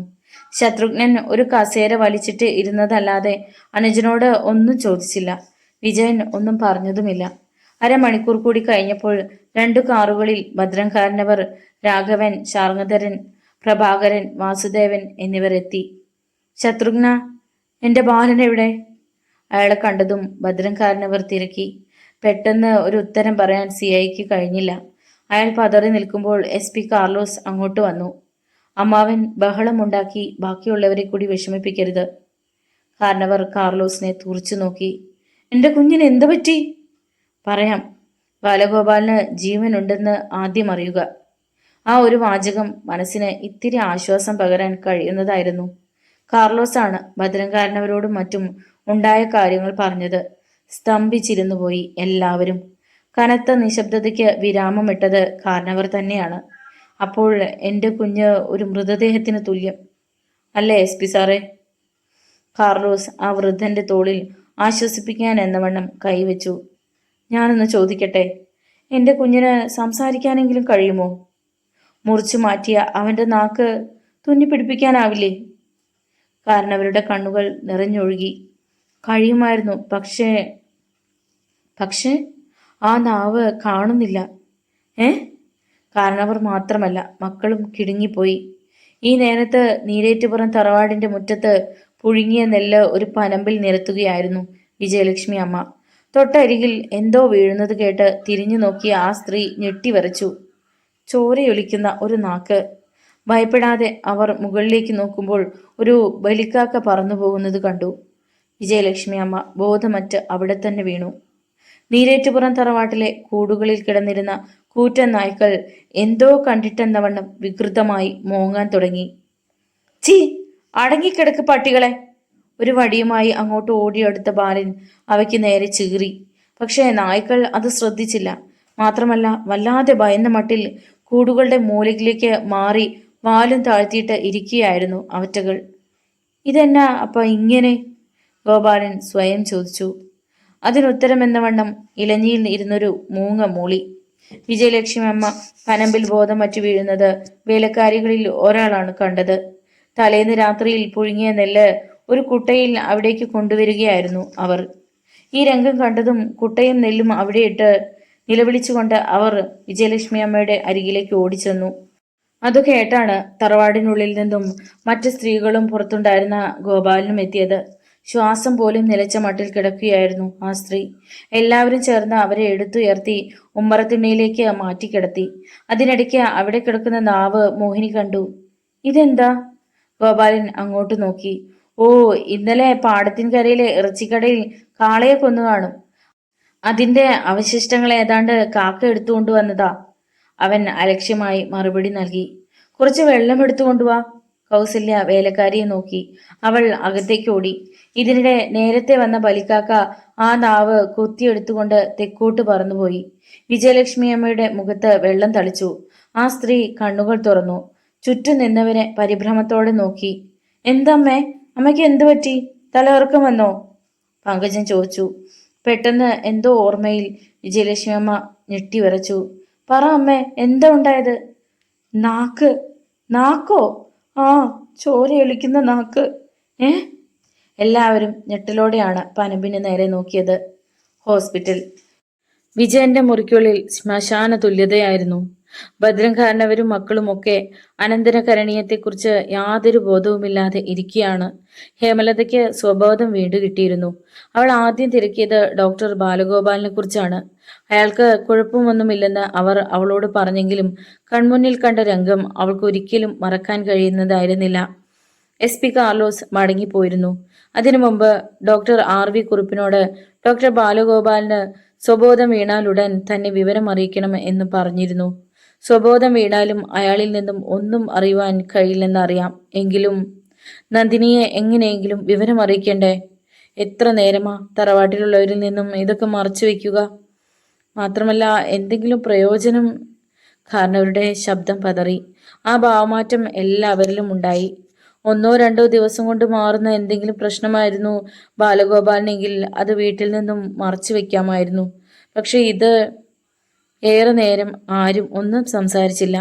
അവസാനം നാവ് അനക്കിയത് ഹേമലതയാണ്. എത്രയായാലും ഏട്ടത്തിയോട് പറഞ്ഞല്ലേ പറ്റൂ. അല്പാൽപമായി പറഞ്ഞു മനസ്സിലാക്കണം. ഒന്നിച്ചു പറഞ്ഞ ഏട്ടത്തിക്ക് അത് താങ്ങാൻ കഴിഞ്ഞൊന്നും വരില്ല. അത് സത്യമാണെന്ന് മറ്റുള്ളവർക്കും തോന്നി. ഒരു കാര്യം ചെയ്യുക. ഭദ്രം കാരണവർ തിരിഞ്ഞ് ഹേമലതയെ നോക്കി. മോള് തന്നെ ആ ദൗത്യം ഏറ്റെടുക്കുക. ഞാനോ? ഞാൻ... അമ്പരന്ന് പോയി ഹേമലത. ലതയ്ക്ക് അതിന് കഴിയൂ. കാരണവരോട് എതിർത്ത് സംസാരിക്കാനുള്ള ശക്തി അവൾക്കുണ്ടായിരുന്നില്ല. ഒരാഴ്ച പിന്നിട്ടു. ഭദ്രം കാരണവർ പറഞ്ഞ പ്രകാരം ഹേമലതയാണ് ബാലഗോപാലിന്റെ കാര്യം നന്ദിനിയെ ബോധ്യപ്പെടുത്തിയത്. ആദ്യം കുറെ ബഹളങ്ങളൊക്കെ ഉണ്ടാക്കിയെങ്കിലും തന്റെ ഭർത്താവ് ജീവനോടുണ്ട് എന്നറിഞ്ഞപ്പോൾ നന്ദിനി ഇത്തിരി ശാന്തയായി. പിന്നീടാണ് ആശുപത്രിയിലേക്ക് പോന്നത്. വിവരം ഫോൺ ചെയ്തത് അറിയിച്ചതിനനുസരിച്ച് മഹാദേവനും സൗദാമിനി അമ്മയും ആശുപത്രിയിൽ വന്നിരുന്നു. 2-ാം ദിവസമാണ് ബാലഗോപാലിന് സ്വബോധം വീണ്ടു കിട്ടിയത്. ആ കണ്ണുകൾക്ക് മാത്രം ചലന സ്വാതന്ത്ര്യമുണ്ട്. എല്ലാവരെയും നോക്കി അയാൾ കണ്ണീരൊഴുക്കും. അതിനപ്പുറത്ത് ഒന്നുമില്ല. ജീവന്റെ അവസാന സ്പന്ദനം മാത്രം ബാക്കി നിൽക്കുന്ന ഒരു മാംസപിണ്ഡം. അതാണിന്ന് ബാലഗോപാലൻ. ശരിയാവില്ലെന്നറിയാമെങ്കിലും ഡോക്ടർ RV കുറുപ്പ് അയാളുടെ ശരീരം പ്ലാസ്റ്റിക്കിൽ പൊതിഞ്ഞിരിക്കുകയാണ്. അതിനു മുമ്പ് 7ഓളം ഓപ്പറേഷനുകൾ നടത്തി. മെഡിക്കൽ സയൻസിനെ കൊണ്ട് ബാലഗോപാലിനെ രക്ഷിക്കാനാവില്ല. എന്നാലും അതിന് ശ്രമിച്ചില്ലെന്ന് വേണ്ട. ഒരുപക്ഷെ ഒരു അത്ഭുതം സംഭവിച്ച് അയാൾ എണീറ്റ് നടന്നാലോ? ഇന്റൻസീവ് കെയർ യൂണിറ്റിൽ നിന്നും ബാലഗോപാലിനെ റൂമിലേക്ക് മാറ്റി. ഇനി വേണമെങ്കിൽ വീട്ടിൽ കൊണ്ടുപോകാം. ഇവിടെ കിടക്കുന്നതും അവിടെ കിടക്കുന്നതും തമ്മിൽ ഇനിയൊരു വ്യത്യാസം പോലുമില്ല. വിവരം അറിഞ്ഞപ്പോൾ വിജയലക്ഷ്മി അമ്മയ്ക്കായിരുന്നു ഏറെ പ്രശ്നം. എൻ്റെ കുഞ്ഞിൻ്റെ നാക്ക ഞാൻ കണ്ടത് എന്ന് വിലപിച്ചുകൊണ്ട് കുറേയേറെ ബഹളങ്ങൾ കൂട്ടി. അതിനിടയ്ക്ക് വലിവിൻ്റെ അസുഖം കൂടുകയും ചെയ്തു. അരുൺമോൻ മാത്രം കരഞ്ഞില്ല. ആ കുരുന്നു മനസ്സിന് തൻ്റെ അച്ഛന് സംഭവിച്ചത് എന്താണെന്ന് മനസ്സിലാകുമായിരുന്നില്ല. 3 ദിവസങ്ങൾക്ക് ശേഷം വിജയനെ ആശുപത്രിയിൽ നിന്നും ഡിസ്ചാർജ് ചെയ്തിരുന്നു. നന്ദിനി സദാ ഭർത്താവിനോടൊപ്പമാണ്. പകൽ നേരങ്ങളിൽ സ്ത്രീകൾ ആരെങ്കിലും ഒരാൾ പോയി കൂട്ടിരിക്കും. രാത്രിയിൽ പുരുഷന്മാരിൽ ഒരാളും. ഹേമലത മുറിയിലേക്ക് ചെല്ലുമ്പോൾ ബാലഗോപാലിന്റെ കണ്ണുകളിൽ ക്രൗര്യം നിറയും. പക്ഷേ ശബ്ദിക്കാനാവില്ല. കഴുത്ത് പോലും അനക്കാനാവാത്തത് കാരണം അയാളുടെ ആ ഭാവം ആർക്കും മനസ്സിലാകുകയുമില്ല. ഇതിനിടെ SP കാർലോസ് 2-3 തവണ ഹോസ്പിറ്റലിൽ വന്നുപോയി. അന്വേഷണം മുറയ്ക്ക് നടക്കുന്നുണ്ടെങ്കിലും മുന്നോട്ട് നീങ്ങുവാൻ ഒരു വൈക്കോൽ തുരുമ്പ് പോലും കിട്ടിയിട്ടില്ല. ഈ സംഭവങ്ങളുടെ പിന്നിൽ പ്രവർത്തിക്കുന്ന സ്ത്രീയെയാണ് കാർലോസ് മുഖ്യമായും തെരഞ്ഞുകൊണ്ടിരിക്കുന്നത്. സംശയത്തിന്റെ പേരിൽ മുന്നിൽ നിർത്തുവാൻ ആ ഒരു സ്ത്രീ മാത്രമേ ഉള്ളൂ. ഏതായാലും ഒരു കാര്യം കാർലോസ് ഉറപ്പിച്ചു കഴിഞ്ഞിരുന്നു. നീരേറ്റുപുറം തറവാടുമായി അടുത്ത ബന്ധമുള്ളവർ ആരൊക്കെയോ ഇതിനു പിന്നിലുണ്ട്. അക്കാര്യം അയാൾ ശത്രുഘ്നനോട് പോലും പറഞ്ഞിട്ടില്ല. കുറ്റവാളിയെ എത്രയും വേഗം കണ്ടെത്തണമെന്ന് മുകളിൽ നിന്നുള്ള ഫോൺ വിളികൾ ഏറുകയാണ്. മുഖ്യമന്ത്രി ജയദേവൻ വരെ വിളിച്ചു കഴിഞ്ഞിരിക്കുന്നു. അസ്വസ്ഥതയോടെ ഒരു സിഗരറ്റ് ചുണ്ടിൽ വെച്ച് ലൈറ്ററിന്റെ നാളത്തിൽ തീ കൊളുത്തിയിട്ട് മുറിയിൽ അങ്ങിങ്ങ് നടന്നു കാർലോസ്. സമയം സന്ധ്യ കഴിഞ്ഞിരുന്നു. പലരെയും അയാൾ സംശയത്തിന്റെ പേരിൽ മനസ്സിൽ നിരത്തി നിർത്തി. കഴിഞ്ഞ 15 വർഷങ്ങൾക്കിടയിൽ ഇത്തരം കേസുകൾ ഭാരതത്തിൽ ഒരിടത്തും ഉണ്ടായിട്ടില്ല. ഏതായാലും ഇതൊരു വെല്ലുവിളിയായി ഏറ്റെടുക്കാൻ തന്നെ കാർലോസ് തീരുമാനിച്ചു. എന്തായാലും ഇനി പിന്നോട്ടില്ല. ആ ഉറച്ച തീരുമാനത്തോടു കൂടിയാണ് അയാൾ ക്വാർട്ടേഴ്സിലേക്ക് പോയത്. പിറ്റേ ദിവസം രാവിലെ ഭദ്രംകാരനവർ ആൺമക്കളെ തന്റെ മുറിയിലേക്ക് വിളിച്ചു വരുത്തി. വാതിലടച്ച് തഴുതിട്ടു. അച്ഛനെന്തോ പ്രധാനപ്പെട്ട കാര്യമാണ് പറയുവാൻ പോകുന്നതെന്ന് മക്കൾക്ക് മനസ്സിലായി. എല്ലാ മുഖങ്ങളിലേക്കും മാറി മാറി നോക്കിയിട്ട് ഭദ്രംകാരനവർ ശബ്ദം വളരെ കുറച്ചാണ് പറഞ്ഞു തുടങ്ങിയത്. ഇത്രയും സംഭവങ്ങൾ ഈ തറവാട്ടിലുണ്ടായിട്ടും അതിന്റെ പിന്നിൽ പ്രവർത്തിക്കുന്ന ശക്തി ഏതാണെന്ന് കണ്ടെത്തുവാൻ ആർക്കും കഴിഞ്ഞില്ല. സർക്കിൾ ഇൻസ്പെക്ടറായ ശത്രുഘ്നന് പോലും. പെട്ടെന്ന് ശത്രുഘ്നൻ എന്തോ പറയുവാൻ ഭാവിച്ചെങ്കിലും വേണ്ടെന്ന് കൈകൊണ്ട് ആംഗ്യം കാണിച്ചിട്ട് കാരണവർ തുടർന്നു. എന്നാൽ ഞാനൊരു ഉത്തരം കണ്ടെത്തിയിരിക്കുകയാണ്. എല്ലാവരുടെയും മുഖഭാവങ്ങളിൽ സംശയത്തിന്റെയോ അത്ഭുതത്തിന്റെയോ ഒക്കെയുള്ള ഒരു ഭാവം മിന്നിമറഞ്ഞു. ഇനി ഞാൻ പറയുന്നത് നിങ്ങൾ ശ്രദ്ധയോടെ കേൾക്കണം. എല്ലാം കേട്ടതിന് ശേഷമേ മറുപടി പറയാവൂ. ഒന്നുകൂടി മക്കൾക്ക് താക്കീത് നൽകിയിട്ട് ഭദ്രംകാരനവർ ഒരു കസേരയിൽ പിന്നോട്ട് ചാഞ്ഞിരുന്നു. കാലുകൾ ഉയർത്തി മുന്നിലിരുന്ന ടീപ്പോയിൽ വെച്ചു. നെഞ്ചിലെ നിബിഡമായ രോമക്കാടുകളിലൂടെ വിരലോടിച്ചുകൊണ്ട് സാവധാനം പറഞ്ഞു, എല്ലാറ്റിനും പിന്നിൽ അവളാണ്. ആര് എന്നുള്ള ചോദ്യം എല്ലാവരുടെയും തൊണ്ടയിൽ വരെ ഉയർന്നെങ്കിലും അച്ഛൻ്റെ താക്കീതിനെ ഭയന്ന് മിണ്ടിയില്ല. കാരണവർ പറഞ്ഞു, ഞാൻ ഉദ്ദേശിച്ചത് വാസന്തിയെക്കുറിച്ചാണ്. അതിനിപ്പോ അവൾ... വിജയന് ചോദിക്കാതിരിക്കാൻ കഴിഞ്ഞില്ല. മിണ്ടരുത് നീ. എല്ലാറ്റിനും കാരണക്കാരൻ നീ ഒരുത്തനാണ്. അവന്റെ നേരെ കൈഞ്ഞൂട്ടിക്കൊണ്ട് കാരണവർ ശബ്ദമുയർത്തി. വിജയന്റെ തല കുനിഞ്ഞു.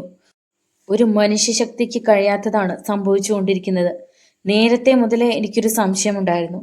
പക്ഷേ വിജയലക്ഷ്മിയുടെ തലമുടി കണ്ടതോടെ എൻ്റെ സംശയം പൂർണ്ണമായി. തീർച്ചയായും ഇത് അവളുടെ പ്രതികാരമാണ്. തുടങ്ങിയിട്ടേ ഉള്ളൂ എന്ന് എൻ്റെ മനസ്സ് പറയുന്നു. ഇനിയും നമ്മളൊക്കെ ബാക്കിയുണ്ടല്ലോ. ആരും ശബ്ദിച്ചില്ല. മുറിക്കുള്ളിൽ ശ്മശാന മൂകത പടർന്നു. വിജയന്റെ കാലിലെ പെരുവിരൽ മുതൽ ഒരു തണുപ്പ് മുകളിലേക്ക് അരിച്ചരിച്ച് കയറുകയാണ്. ഭീതി എന്ന വികാരം. അച്ഛൻ പറഞ്ഞതിൽ വാസ്തവമുണ്ടെന്ന് അവൻ ഉറപ്പുണ്ട്. കാരണം സ്വപ്നരൂപത്തിൽ അവൾ പലപ്പോഴും തൻ്റെ കാതിൽ മുഴക്കിയ ഭീഷണികൾ. ഇനി നിങ്ങളുടെ അഭിപ്രായങ്ങൾ പറയാം. കാരണവർ അനുമതി നൽകി. ശത്രുഘ്നനാണ് ആദ്യം സംസാരിച്ചത്. എനിക്കത് വിശ്വസിക്കാൻ പ്രയാസമുണ്ട് അച്ഛാ. മരിച്ചുപോയ ഒരുവൾ പ്രേതമായിട്ട് വന്ന് ഇങ്ങനെയൊക്കെ കാണിക്കുന്നു എന്ന് പറഞ്ഞാൽ, ഛേ, ഈ അഭിപ്രായം കേട്ട ഇന്നത്തെ ലോകം നമ്മുടെ മുഖങ്ങളിൽ കാർക്കിച്ചു തുപ്പും.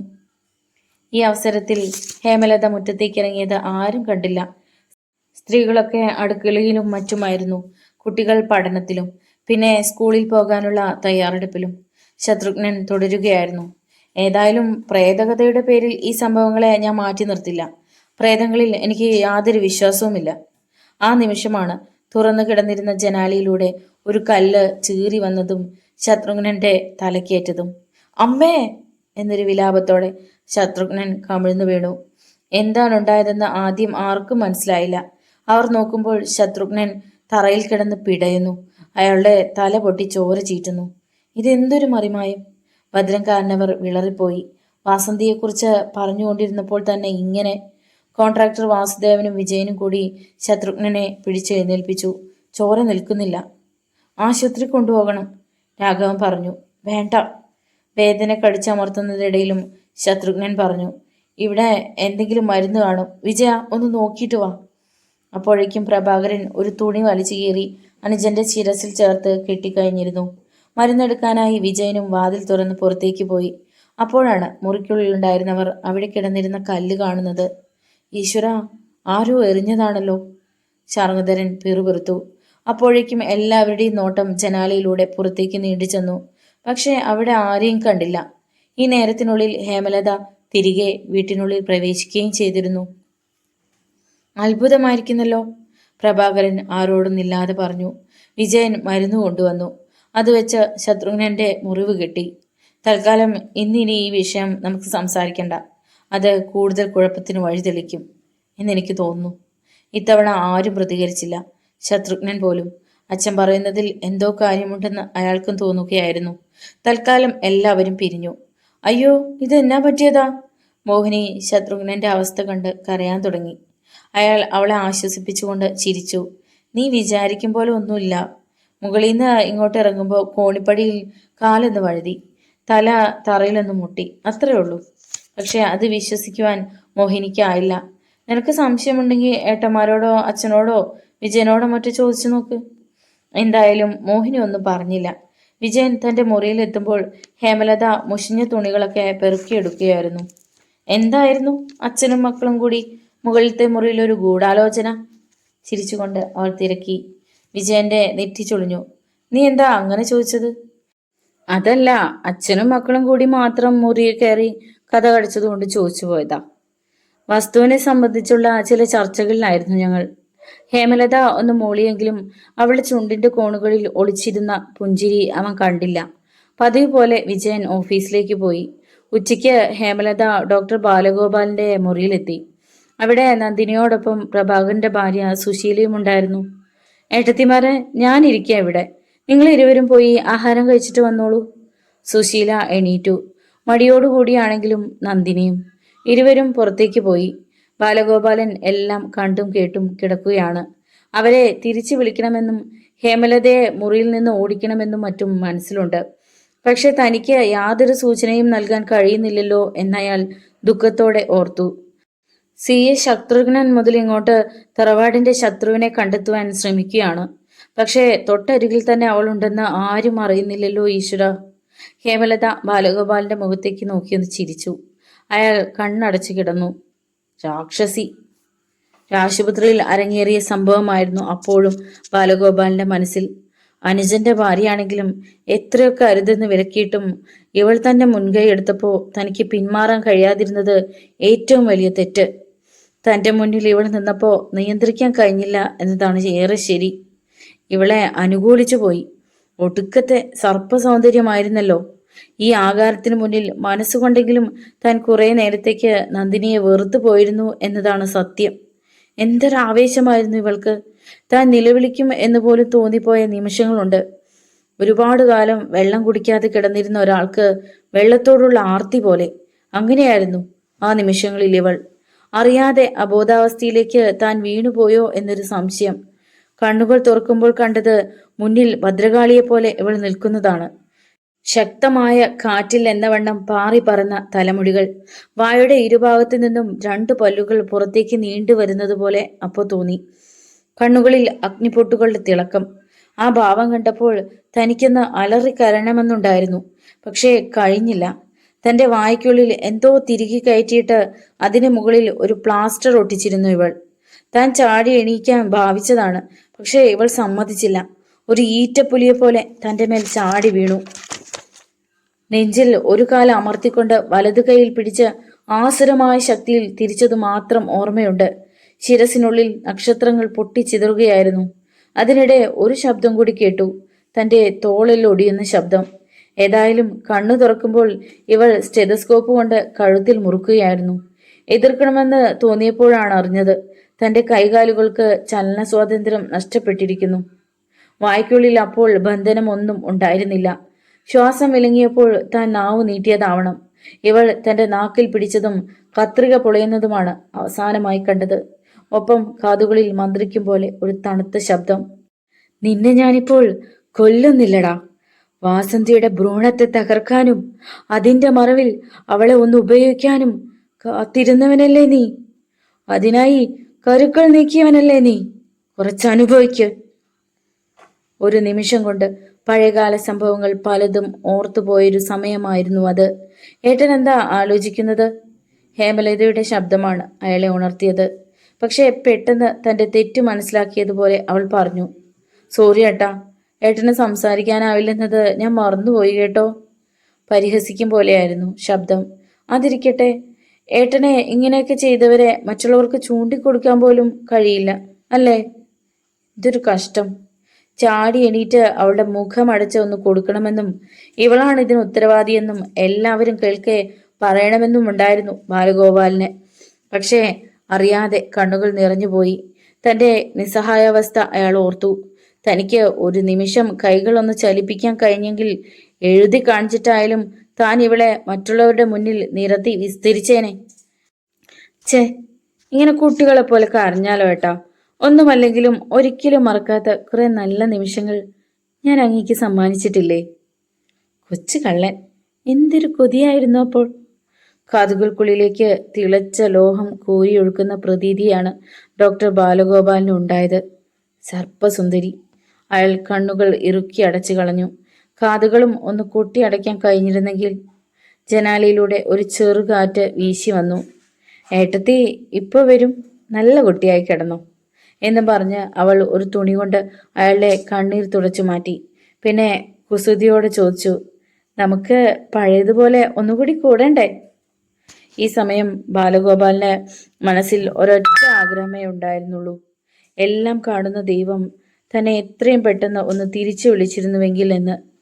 ഊണ് കഴിച്ചെന്ന് വരുത്തി നന്ദിനി മടങ്ങിയെത്തുമ്പോൾ ബാലഗോപാലൻ കണ്ണടച്ചു കിടക്കുകയായിരുന്നു. ഉറങ്ങിയോ ഹേമേ? അവൾ തിരക്കി. ഉവ്വെന്ന് തോന്നുന്നു ഏട്ടത്തി, ഞാൻ പോകട്ടെ? അവൾ പോയി എന്നുറപ്പായതും ബാലഗോപാലൻ കണ്ണുകൾ തുറന്നു ദയനീയമായി ഭാര്യയെ നോക്കി. ഉറങ്ങുകയല്ലായിരുന്നോ? അല്ലെന്ന ഭാവത്തിൽ അയാൾ കണ്ണടച്ചു കാണിച്ചു. അപ്പോഴേക്കും ആ കണ്ണുകൾ വീണ്ടും നിറഞ്ഞു തുളുമ്പിക്കഴിഞ്ഞിരുന്നു. ചുണ്ടുകൾ വിതുമ്പാൻ തുടങ്ങിയിരുന്നു. നന്ദിനി ഞെട്ടിപ്പോയി. ഇത്രയൊക്കെ ഉണ്ടായിട്ടും തന്റെ ഭർത്താവിനെ ഇത്രമാത്രം വിഷമിക്കുന്ന രൂപത്തിൽ കാണുന്നത് ആദ്യമാണ്. എന്താ ഉണ്ടായത്? എനിക്കൊന്നും മനസ്സിലാകുന്നില്ലല്ലോ ഈശ്വര. ഭർത്താവിന്റെ ശരീരത്തിലേക്ക് വീണ് അവൾ പൊട്ടിക്കരഞ്ഞു. പെട്ടെന്ന് തൊട്ടടുത്ത് ആരോ ശ്വാസം വലിച്ചു വിടുന്നത് പോലെയുള്ള ഒരു ശബ്ദം കേട്ടതുപോലെ തോന്നിയ നന്ദിനി ഞെട്ടിത്തിരിഞ്ഞു. ഇല്ല, വെറും തോന്നൽ മാത്രം. അവളുടെ കണ്ണുകൾ ഭർത്താവിൽ പതിഞ്ഞു. അയാളും ആ ശബ്ദം തിരിച്ചറിഞ്ഞെന്ന് തോന്നുന്നു. ഭീതി പൂണ്ട ഭാവത്തിൽ കണ്ണുകൾ എന്തോ തേടുന്നുണ്ട്. അതുവരെ ഇല്ലാതിരുന്ന ഏതോ ഒരു ഗന്ധം മുറിയിലുണ്ടെന്ന് നന്ദിനി തിരിച്ചറിഞ്ഞു. മുടി കരിയുന്നതുപോലുള്ള ഗന്ധം. നന്ദിനിക്ക് ഒന്നും മനസ്സിലായില്ല. അവൾ ചുറ്റും പകച്ചു നോക്കി. അടുത്ത നിമിഷത്തിൽ പതിഞ്ഞതെങ്കിലും ഒരു പൊട്ടിച്ചിരി അവളുടെ കാതിൽ വീണു. ബാലഗോപാലിനും അത് കേട്ടെന്ന് വ്യക്തം. ഒരു സ്ത്രീയുടെ പൊട്ടിച്ചിരി. കുപ്പിച്ചില്ലുകൾ വാരി വിതറും പോലെ. എവിടെ നിന്ന്? ആരാണ് ചിരിച്ചത്? തനിക്ക് ചിത്തഭ്രമം പിടിപെടുന്നത് പോലെ നന്ദിനി പകച്ചു. വിജയന്റെ ഓഫീസ്. മുകളിൽ വേഗത കുറഞ്ഞ് കറങ്ങുന്ന ഫാൻ. റിവോൾവറിംഗ് ചെയറിൽ പിന്നോട്ട് ആഞ്ഞിരുന്ന അവൻ ഒന്ന് നടുവ് നിവർത്തി. രാവിലെ മുതൽ തിരക്ക് പിടിച്ച ജോലിയായിരുന്നു. ഇനിയും ഒന്നും ആയിട്ടില്ല. മേശയിൽ കുന്നോളം ഫയൽ. കഴിഞ്ഞ കുറേ ദിവസങ്ങളായി ഒക്കെ കെട്ടിക്കിടക്കുന്നു. പ്യൂണിനെ കൊണ്ട് ഏറെ അത്യാവശ്യമുള്ളത് മാത്രം തിരഞ്ഞെടുപ്പിച്ച് നോക്കി വിടുകയായിരുന്നു. തറവാട്ടിൽ അടിക്കടി പ്രശ്നങ്ങളായതിനാൽ ഒന്നിനും വേണ്ടത്ര സമയം കിട്ടിയിരുന്നില്ല എന്നതാണ് വാസ്തവം. പല കോൺട്രാക്ടർമാരുടെയും സൈറ്റുകളിലേക്ക് പോയിട്ട് തന്നെ ദിവസങ്ങളായി. അവർക്കാണെങ്കിൽ ആകെ പരാതിയാണ്. സമയത്തിന് ബില്ല് മാറാൻ പറ്റുന്നില്ല എന്നും മറ്റും. ഫോണിനാണെങ്കിൽ വിശ്രമമേ ഇല്ല. ഇതിനെല്ലാം ഉപരിയായി മനസ്സിനെ മതിക്കുന്ന ഒരു 100 കൂട്ടം പ്രശ്നങ്ങൾ. എങ്ങനെ സ്വസ്ഥതയോടുകൂടി ജോലി ചെയ്യും?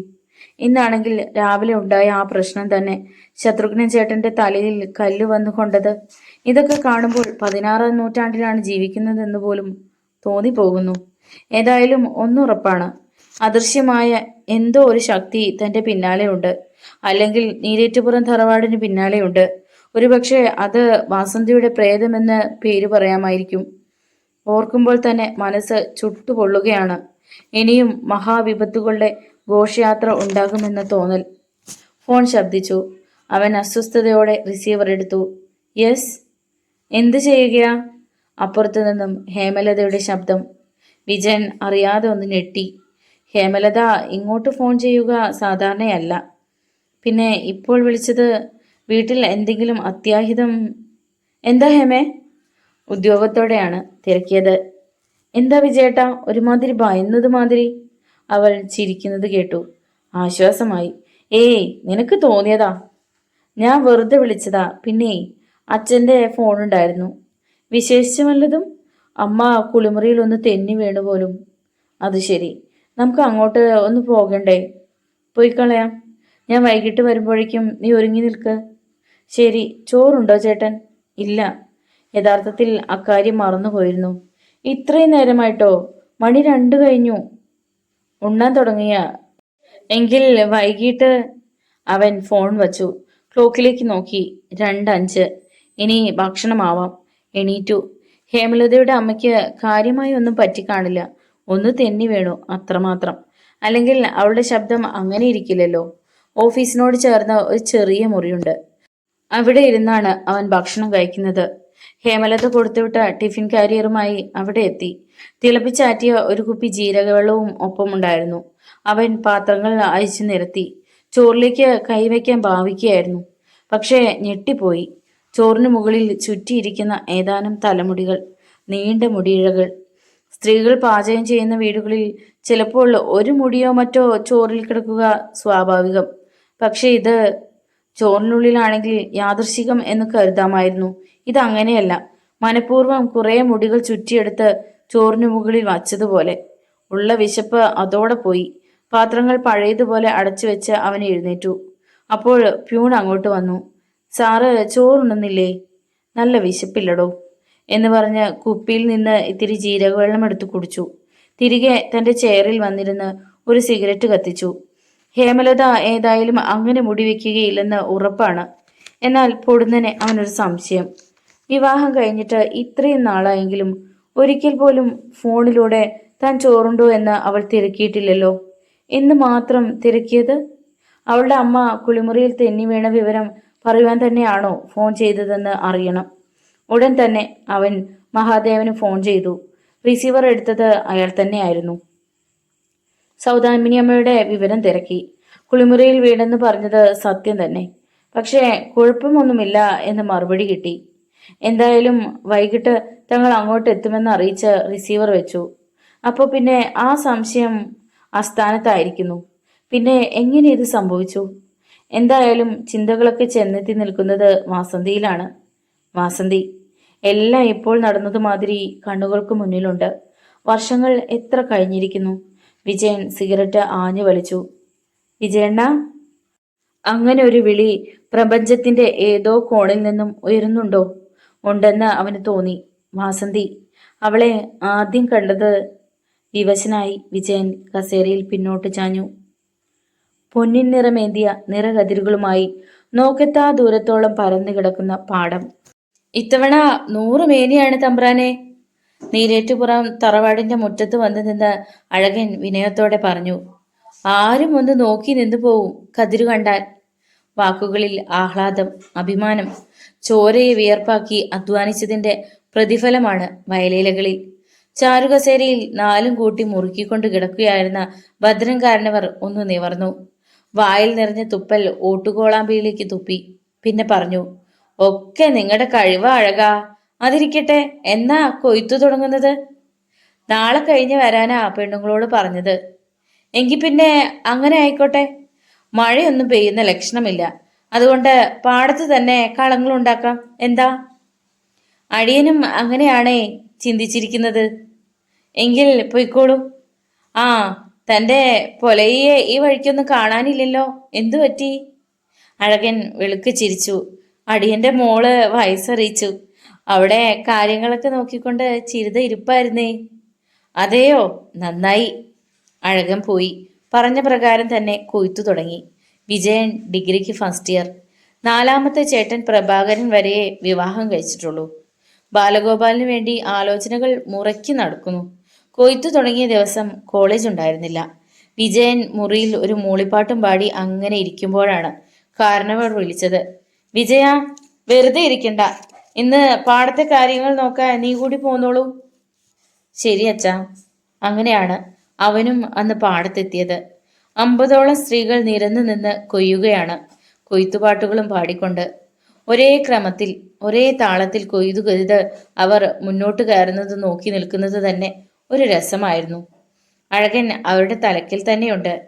ആരാ അവിടെ കിളത്തി കൊയ്തത്? കുറെ കൂടി പറ്റ അറുത്തോളൂ എന്നും മറ്റുള്ള നിർദ്ദേശങ്ങൾ ഉയരുന്നുണ്ട്. വെയിലായി തുടങ്ങിയപ്പോൾ കാരണവർ തറവാട്ടിലേക്ക് മടങ്ങി. വിജയൻ അവിടെ തന്നെ നിന്നു. കൊയ്ത്ത് കാണുന്നത് അവന് ഹരമായി തുടങ്ങിയിരുന്നു. പ്രത്യേകിച്ചും സ്ത്രീകളുടെ ചലനങ്ങൾ കണ്ട് ആസ്വദിക്കുകയായിരുന്നു ഉദ്ദേശം. കുറെ കഴിഞ്ഞപ്പോൾ അവർക്ക് മുന്നിലുള്ള വരമ്പിലൂടെ നടന്നു. കൊച്ചു തമ്പ്രാൻ എന്താ ഒരു കുട പോലുമില്ലാതെ? അഴകൻ അടുത്തു വന്നു. ഇങ്ങനെ നിൽക്കുന്നതാ എനിക്കിഷ്ടം, അവൻ പറഞ്ഞു. പിന്നെ അഴകിന് സംശയം തോന്നാത്ത രീതിയിൽ മുന്നോട്ട് നടന്നു. കുറെ നടന്നപ്പോൾ അറിയാതെ അവൻ നിന്നുപോയി. മുന്നിൽ നിന്ന് കൊയ്യുന്ന കിളുന്നു പെണ്ണ്. പാവാടയും ബ്ലൗസുമാണ് വേഷം. തലമുടി പിന്നിൽ ചുറ്റി കെട്ടിയിരിക്കുകയാണ്. പാവാടയുടെ അടിത്തുമ്പ് പൊക്കി കുത്തിയിരിക്കുന്നു. കാൽമുട്ടുകൾക്ക് 4 ഇഞ്ചോളം മുകളിൽ വരെ കാണാം. ചുവന്ന ചുണ്ടുകളും വിടർന്ന കണ്ണുകളും. അറിയാതെ രക്തം ചൂട് പിടിച്ചുപോയി. അവൾ ഒന്നും അറിയുന്നുണ്ടായിരുന്നില്ല. ഒരു വട്ടം തലയുയർത്തി നോക്കിയപ്പോൾ ദാഹാത്തമായ അവന്റെ കണ്ണുകളുമായി ഇടഞ്ഞു. പെട്ടെന്ന് അവൾ മുഖം താഴ്ത്തി പാവാടയുടെ കുത്തഴിച്ചിട്ടു. ഒന്നും അറിയാത്തതുപോലെ അവൻ നടന്നുപോയി. പക്ഷേ ഒരു ഫോട്ടോ മാതിരി ആ രംഗം മനസ്സിൽ പതിഞ്ഞിരുന്നു. ഒന്നുകൂടി തിരിഞ്ഞു നോക്കിയപ്പോൾ അവൾ ഒളിഞ്ഞു നോക്കുന്നത് കണ്ടു. പാടത്തു നിന്നും ഉച്ചഭക്ഷണത്തിന് മടങ്ങും മുമ്പേ അവളുടെ പേര് മനസ്സിലാക്കിയിരുന്നു. വാസന്തി, അഴകന്റെ മകൾ. സാറേ, സാറേ! പ്യൂണിന്റെ ശബ്ദമാണ് അവനെ ഉണർത്തിയത്. പരിസരബോധം വീണ്ടെടുത്ത അവൻ പ്യൂണിനെ തുറച്ചു നോക്കി. സാറിനെ കാണാൻ ഒരാൾ വന്നിരിക്കുന്നു. ആരാ? ഒരു പോലീസ് ഉദ്യോഗസ്ഥൻ. വരാൻ പറയൂ. പ്യൂൺ പോയി. അല്പം കഴിഞ്ഞപ്പോൾ SP കാർലോസ് അകത്തേക്ക് വന്നു. കാർലോസ് അകത്തേക്ക് വന്നപ്പോൾ വിജയൻ എണീറ്റു. പിന്നെ തനിക്കെതിരെ കിടന്നിരുന്ന കസേരയിലേക്ക് കൈ ചൂണ്ടി. ഇരിക്കണം സർ. Thank you. SP ഇരുന്നു. വിജയൻ ചോദ്യഭാവത്തിൽ ആ മുഖത്തേക്ക് നോക്കി. ഞാൻ ഈ വഴി വന്നപ്പോ വെറുതെ ഒന്ന് കയറിയെന്നേ ഉള്ളൂ. ഇപ്പോൾ തറവാട്ടിൽ വിശേഷങ്ങളൊന്നുമില്ലല്ലോ. രാവിലെ ശത്രുഘ്നന്റെ ശിരസിൽ ആ കല്ല് വന്നുകൊണ്ട കാര്യം SP-യോട് പറയുവാൻ നാവനക്കിയണതാണ് അവൻ. പക്ഷെ പെട്ടെന്ന് തന്നെ അത് വേണ്ടെന്ന് വെച്ചു. കാരണം താൻ പറഞ്ഞാലും ഇദ്ദേഹം വിശ്വസിക്കണമെന്നില്ല. ബാലേട്ടന് അങ്ങനെ ഒരു അനുഭവം ഉണ്ടായതിനു ശേഷം. ബൈ ദ ബൈ, വിജയന് ഇക്കാര്യത്തിൽ ആരെയെങ്കിലും സംശയമുണ്ടോ? ഐ മീൻ, നിങ്ങളുടെ കുടുംബത്തിന് ആരെങ്കിലും ശത്രുക്കൾ അങ്ങനെ വല്ലതും? അക്കാര്യത്തിൽ വിജയന് രണ്ടാമതൊന്ന് ചിന്തിക്കേണ്ട ആവശ്യം പോലും ഉണ്ടായിരുന്നില്ല. അങ്ങനെ ആരുമില്ല സർ. കാർലോസ് സിഗരറ്റ് പാക്കറ്റ് എടുത്തു. സ്മോക്ക് ചെയ്യുന്നതിൽ വിരോധമുണ്ടോ? No sir. കാർലോസ് ഒരു സിഗരറ്റ് കത്തിച്ചിട്ട് പാക്കറ്റ് വിജയന് നേരെ നീട്ടി. നോ താങ്ക്സ് എന്ന് പറഞ്ഞ് അവൻ തന്റെ ബ്രാൻഡ് സിഗരറ്റ് എടുത്തു. 1-2 കവിൾ പുകയൂതിയിട്ട് ചിരിച്ചുകൊണ്ട് കാർലോസ് തിരക്കി. വിജയന്റെ വിവാഹശേഷമാണ് അവിടെ ഇങ്ങനെ സംഭവങ്ങൾ ഉണ്ടാകുന്നത് അല്ലേ? അവന്റെ മുഖമൊന്ന് വിളറി. സാർ അങ്ങനെ ചോദിച്ചാൽ ഞാനങ്ങനെ ഒരു തമാശ പറഞ്ഞോടൂ. ഞങ്ങളുടെ ആഭ്യന്തരമന്ത്രിയുടെ ജ്യേഷ്ഠന്റെ മകളല്ലേ കുട്ടി? അതെ സർ. എങ്ങനെയുണ്ട് തന്റെ ഭാര്യ? മന്ത്രി ഇളയച്ചനാണെന്നുള്ള ഭാവമോ മറ്റോ ഉണ്ടോ? ഇല്ല, ഹേമ അങ്ങനെയുള്ളവളല്ല. പിന്നെയും കുറെ നേരം കൂടി പലതും സംസാരിച്ചിരുന്നിട്ടാണ് കാർലോസ് മടങ്ങിയത്. പക്ഷേ വിജയന്റെ മനസ്സിൽ സംശയത്തിന്റെ ചിലന്തി വലകെട്ടാൻ തുടങ്ങിയിരുന്നു. വെറുതെ ഈ വഴി വന്നപ്പോൾ കാർലോസ് സാർ ഇങ്ങോട്ട് കയറിയതാണെന്ന് വിശ്വസിക്കാനാവുന്നില്ല. ആ ഭാവവും ചോദ്യവും ഒക്കെ. ഇനി അദ്ദേഹം ഏതെങ്കിലും തരത്തിൽ ഹേമലതയെ സംശയിക്കുന്നുണ്ടോ? ആ ഒരു ചിന്ത മനസ്സിലെത്തിയപ്പോൾ വിജയൻ അറിയാതെ ഒന്ന് ഞെട്ടി. തനിക്ക് പോലും ചില നേരങ്ങളിലെ അവളുടെ പെരുമാറ്റം കാണുമ്പോൾ എന്തൊക്കെയോ സംശയങ്ങൾ തോന്നാറില്ലേ? ഒരു തരം നിഗൂഢത. പ്രത്യേകിച്ചും ഒരിക്കൽ അവളുടെ നാവിൽ നിന്നും വീണ വാസന്തി എന്ന പേര്. എന്നാൽ പിന്നീട് അവൾ അത് സമർത്ഥമായി നിരാകരിക്കുകയും ചെയ്തു. വാസന്തിയെക്കുറിച്ചുള്ള ഓർമ്മകൾ പിന്നെയും അവനെ ചുറ്റിക്കറക്കാൻ തുടങ്ങി. ജനാലയിലൂടെ വീശി വന്ന ഒരു കാറ്റിൽ എന്തോ അവന്റെ കഴുത്തിൽ വന്ന് ചുറ്റി. അവൻ കൈകൊണ്ട് തടവി നോക്കി. അത് നെഗത്തിനിടയിൽ ഉടക്കി. ഒരു നീണ്ട തലമുടി. ഈശ്വര, എന്താ ഇങ്ങനെ? ചോറിനുള്ളിലും തലമുടി. പെട്ടെന്ന് കാറ്റിന് ശക്തിയേറി. ഫയലുകൾക്കുള്ളിലെ ചില കടലാസുകൾ ഇളകി പറന്നു. വിജയൻ പ്യൂണിനെ വിളിച്ചു. അവിടേക്ക് വന്ന പ്യൂണും ഒരു മാത്രം ഞെട്ടി നിന്നു. ആ മുറിക്കുള്ളിൽ മാത്രം ഭ്രാന്തമായ കാറ്റ്. ഫയലിലെ കടലാസുകൾ പക്ഷികളെ പോലെ മുറിയിൽ കറങ്ങി നടക്കുന്നു. സർ, എന്താ ഇങ്ങനെ? അയാൾ ചോദിച്ചുകൊണ്ട് ഫാനിന്റെ സ്വിച്ച് ഓഫ് ചെയ്തു. എന്നിട്ടും കാറ്റടങ്ങുന്നില്ല. പ്യൂൺ പുറത്തേക്ക് പാഞ്ഞു. തിരികെ വരുമ്പോൾ ആ ഓഫീസിലെ ഒട്ടുമുക്കാലും ജോലിക്കാർ അയാളുടെ പിന്നിലുണ്ടായിരുന്നു. മുറിക്കുള്ളിലെ കാഴ്ച കണ്ട് അവരെല്ലാം അത്ഭുത പരതന്ത്രരായി. എന്താണിത്? വല്ല പ്രേതബാധയോ മറ്റോ ആണോ? ക്ലർക്ക് അന്നമ്മ പിറുപിറുത്തു. അപ്പോൾ വിജയന്റെ കാതുകളിൽ ഒരു തണുത്ത ശബ്ദം കേട്ടു.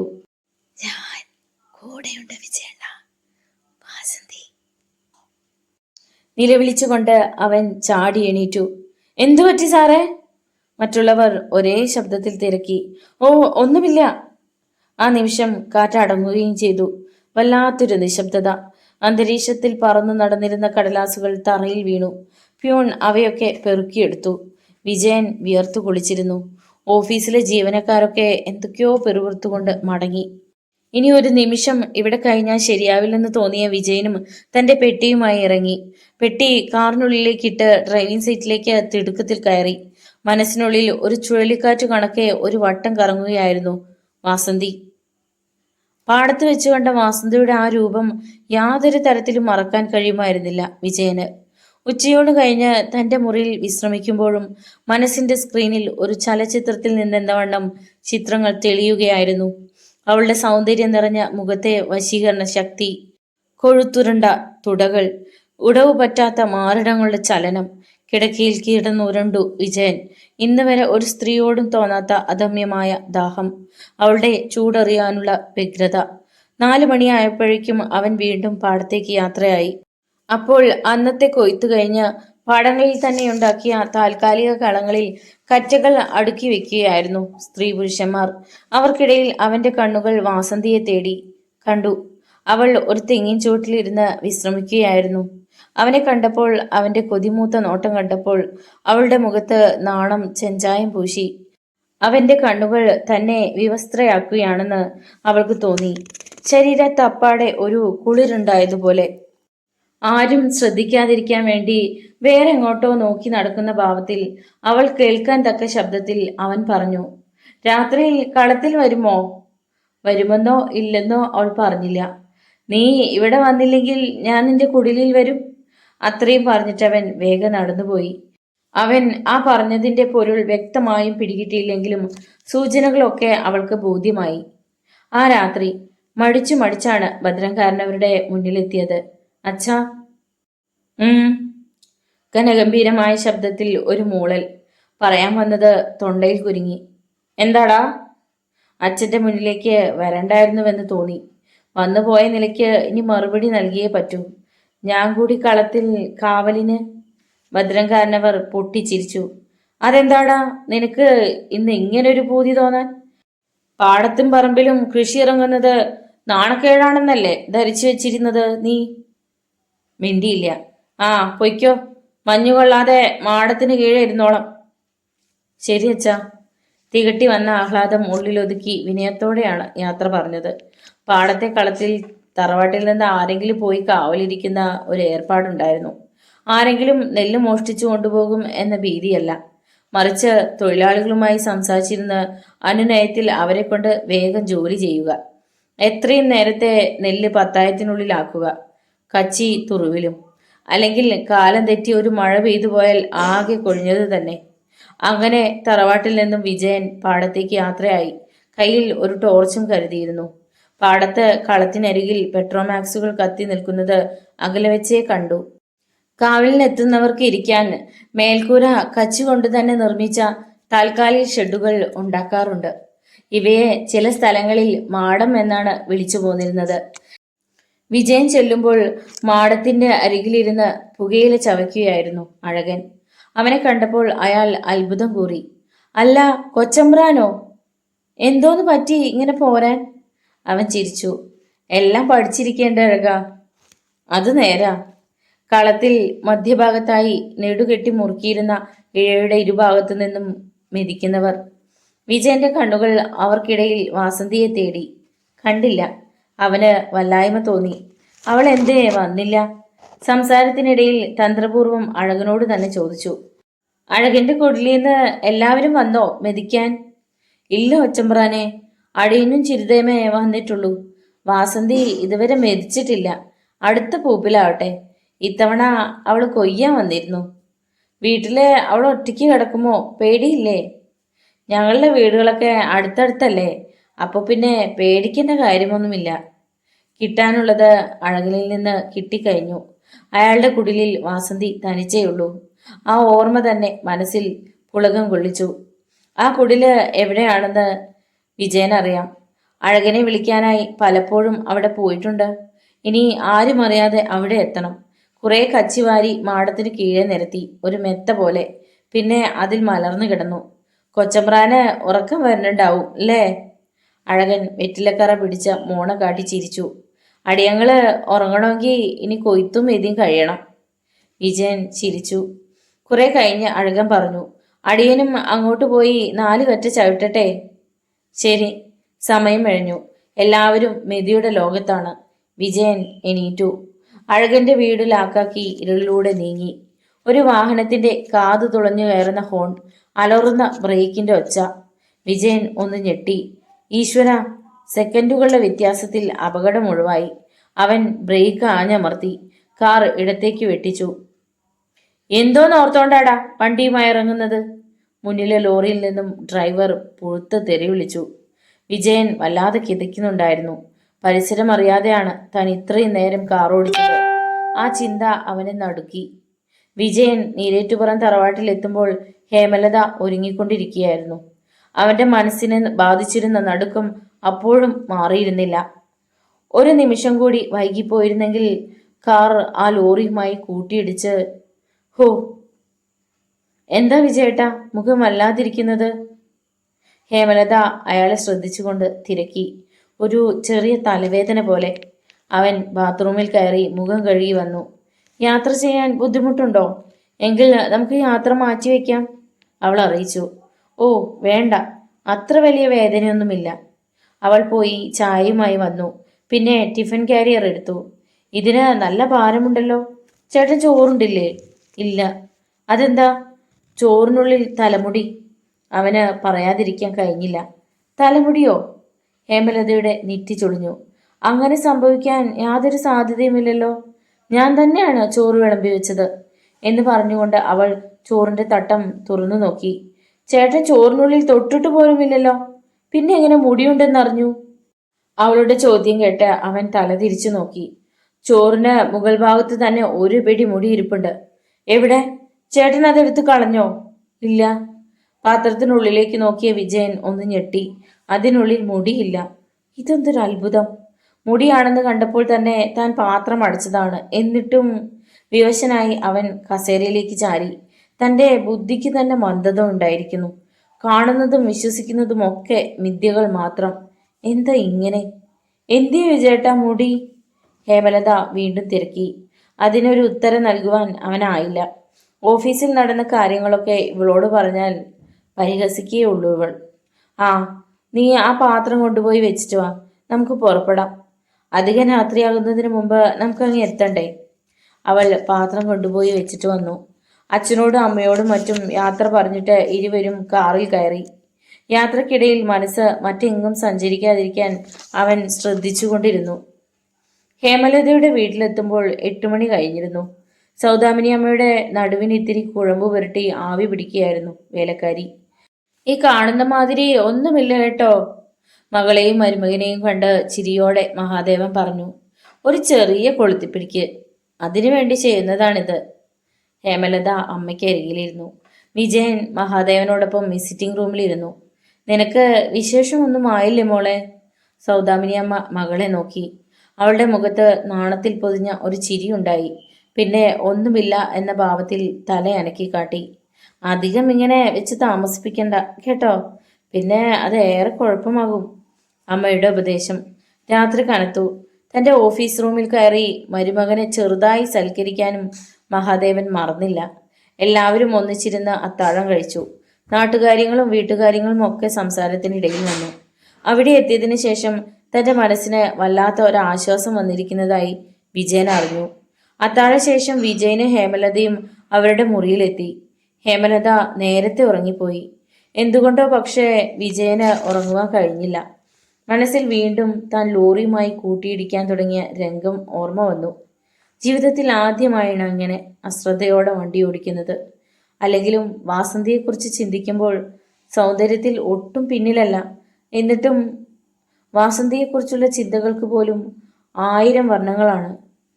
ആ രാത്രി താൻ കളത്തിൽ നിന്നും അവളെ തേടിപ്പോയത്. എന്തൊരു ധൈര്യമായിരുന്നു അപ്പോൾ! അത്യാവശ്യ ഘട്ടങ്ങളിൽ മാത്രം ടോർച്ച് തെളിയിക്കുകയേ ചെയ്തുള്ളൂ വിജയൻ. അല്ലെങ്കിൽ ആരെങ്കിലും തന്നെ മനസ്സിലാക്കിയാലോ? ഒരുപക്ഷെ മാടത്തിൽ തന്നെ കാണാതെ വരുമ്പോൾ തറവാട്ടിലേക്ക് തിരിച്ചു പോയിക്കൊള്ളുമെന്ന് അഴകനും മറ്റും കരുതിക്കോളും. മനസ്സിന് വല്ലാത്തൊരു ധൃതിയായിരുന്നു വാസന്തിയെ ഒന്ന് അടുത്തു കാണാൻ, ആ ഇളം മേനിയെ ഒന്ന് ചേർത്തണച്ച് അമർത്തി ഞെരിക്കാൻ, ആ പവിഴാതരങ്ങൾ ഒന്ന് നുകരാൻ. അഴകന്റെ വീടും പരിസരവും ഒക്കെ നിറഞ്ഞ നിശബ്ദതയായിരുന്നു. ആ ഭാഗത്തുള്ള വീടുകളിലൊക്കെ ആൾക്കാർ കുറവായിരിക്കുമെന്ന് അവനറിയാം. കാരണം ഭൂരിഭാഗം ആൾക്കാരും കളത്തിലുണ്ട്. അഴകന്റെ വീട്ടുമുറ്റത്തേക്ക് കയറുന്നതിന് മുമ്പ് ഒരു നിമിഷം നിന്നിട്ട് അവൻ ചുറ്റും നോക്കി. ആരെങ്കിലും കാണുന്നുണ്ടോ? അതുവരെ ഇല്ലാതിരുന്ന ഭീതി പെട്ടെന്നുണ്ടായതുപോലെ. നെഞ്ചിരിപ്പ് സ്വയം കേൾക്കാമായിരുന്നു. ആദ്യമായാണ് ഇങ്ങനെ ഒരു വീടിന്റെ പരിസരത്ത്. തറവാട്ടിൽ അറിഞ്ഞാൽ അച്ഛൻ രണ്ട് തുണ്ടമാക്കും. വിറപൂണ്ട കാലുകളോടെ അവൻ മുറ്റത്തേക്കു കയറി. നേരിയ നാട്ടുവെളിച്ചം എങ്ങും പരന്നിട്ടുണ്ട്. വാസന്തി മാത്രമേ അവിടെ ഉള്ളൂവെന്ന് അഴകൻ പറഞ്ഞെങ്കിലും രാത്രിയിൽ ഭയം തോന്നിയിട്ടോ മറ്റോ അവൾ ആരെയെങ്കിലും കൂട്ടിന് വിളിച്ച് കിടത്തിയിട്ടുണ്ടോ എന്ന് എങ്ങനെ അറിയും? രണ്ടു മൂന്ന് വീടുകൾക്കപ്പുറത്ത് ഒരു പട്ടി കുരച്ചു. വിജയൻ പെട്ടെന്ന് വീടിന്റെ പിന്നിലേക്ക് മാറി. പട്ടി കുര നിർത്തുന്നില്ല. അത് തന്നെ കണ്ടു കാണും. അതെങ്ങാനും ഓടി വന്നാൽ വിജയന്റെ തൊണ്ടയിലെ ജലം വറ്റി വരണ്ടു. ഒരുപക്ഷെ ആ പട്ടിയെ കെട്ടിയിട്ടിരിക്കാവും. അത് വന്നില്ല. വീടിന് ചുറ്റും ഒരു തവണ നടന്ന് പരിശോധന നടത്തി. ഭിത്തി എന്ന് പറയുന്നത് ഓല കുത്തി മറച്ചുണ്ടാക്കിയതാണ്. അതിനിടയിൽ വെളിച്ചം കടക്കാനും മാത്രം ഒരടിയോളം ചതുരത്തിൽ കിളിവാതിൽ പോലെ ഉണ്ടാക്കിയിരിക്കുന്നത് അവൻ കണ്ടു. അതിനുള്ളിലേക്ക് ടോർച്ചിന്റെ അഗ്രം കടത്തി തെളിച്ചു നോക്കി. അതിനുള്ളിൽ മിടിക്കുന്ന മനസ്സോടെ അവൻ കണ്ടു തഴപ്പായയിൽ കമിഴ്ന്നു കിടക്കുന്ന വാസന്തി. തലമുടി അഴിഞ്ഞു ചിതറിക്കിടക്കുന്നു. രക്തത്തിന് ചൂട് പിടിക്കാൻ തന്നെ ആ ഒരു കാഴ്ച മതിയായിരുന്നു. മുറിക്കുള്ളിൽ മറ്റാരുമില്ല. മനസ്സിനുള്ളിൽ ഒരു പനിനീർക്കണം വീണു. വാസന്തി വീണ്ടും വിളിച്ചു. അപ്പോഴും ശബ്ദം വേണ്ടത്ര ഉയർന്നില്ല. മൂന്നാമത്തെ വിളിക്ക് അവൾ ഞെട്ടിയുണർന്നു. ആരാ? ഭീതി കൊണ്ട് നിലവിളിക്കും പോലെയുള്ള ശബ്ദം. അവൻ പെട്ടെന്ന് ടോർച്ച് അണച്ചു. പിന്നെ മുഖം ആ കിളിവാതിലിനോട് ചേർത്ത് വെച്ച് പറഞ്ഞു, ഞാനാ വിജയൻ, തറവാട്ടിലെ. കൊച്ചമ്പ്രാനോ? വിശ്വാസം വരാത്ത ശബ്ദം. അതെ. അവൻ ടോർച്ചിന്റെ കുറേ ഭാഗം മറച്ചു വെച്ച് തന്റെ മുഖത്തേക്ക് തെളിച്ചു കാണിച്ചു. തിടുക്കത്തിൽ വാസന്തി ചാടി എണീറ്റ് കിളിവാതിലിനരികിലേക്ക് ഓടിയെത്തി. എന്താ കൊച്ചമ്പ്ര അത്? എന്തിനാ ഇങ്ങോട്ട് വന്നത്? നീ കളത്തിൽ വന്നില്ലെങ്കിൽ ഞാൻ ഇങ്ങോട്ട് വരുമെന്ന് പറഞ്ഞത് മറന്നുപോയോ? വേണ്ട കൊച്ചമ്പ്രാൻ പോ. ആരെങ്കിലും കണ്ട ഞാൻ വിചാരിച്ചു അന്നേരം വെറുതെ പറഞ്ഞതാണെന്ന്. അങ്ങനെ അല്ലായിരുന്നെന്ന് ഇപ്പം മനസ്സിലായില്ലേ? നീ വാതില് തുറക്ക്. എന്തിനാ? അവൾ കരച്ചിലിന്റെ വക്കോളം എത്തി. നിന്നോട് എനിക്ക് ഒരുപാട് കാര്യങ്ങൾ പറയാനുണ്ട്. വേണ്ട കൊച്ചമ്പ്ര, ആരെങ്കിലും കണ്ട എനിക്ക് പേടിയാ. നീ പിന്നെയും ഇത് തന്നെ പറയാതെ. പേടിക്കേണ്ടെന്ന് ഞാൻ പറഞ്ഞില്ലേ? അഴകനും ചിരിതയും ഒന്നും ഇപ്പോഴെങ്ങോട്ടൊന്നും വരില്ല. നീ ധൈര്യമായിരിക്ക്. വേണ്ട കൊച്ചമ്പ്ര, ആദ്യം നീ ഈ വിളിയൊന്ന് നിർത്ത്. എന്നിട്ട് എന്നെ പേര് വിളിക്ക്. ഇല്ല, ഞാൻ വിളിക്കൂല. എങ്കിൽ വിജയണ്ണാന്ന് വിളിക്ക്.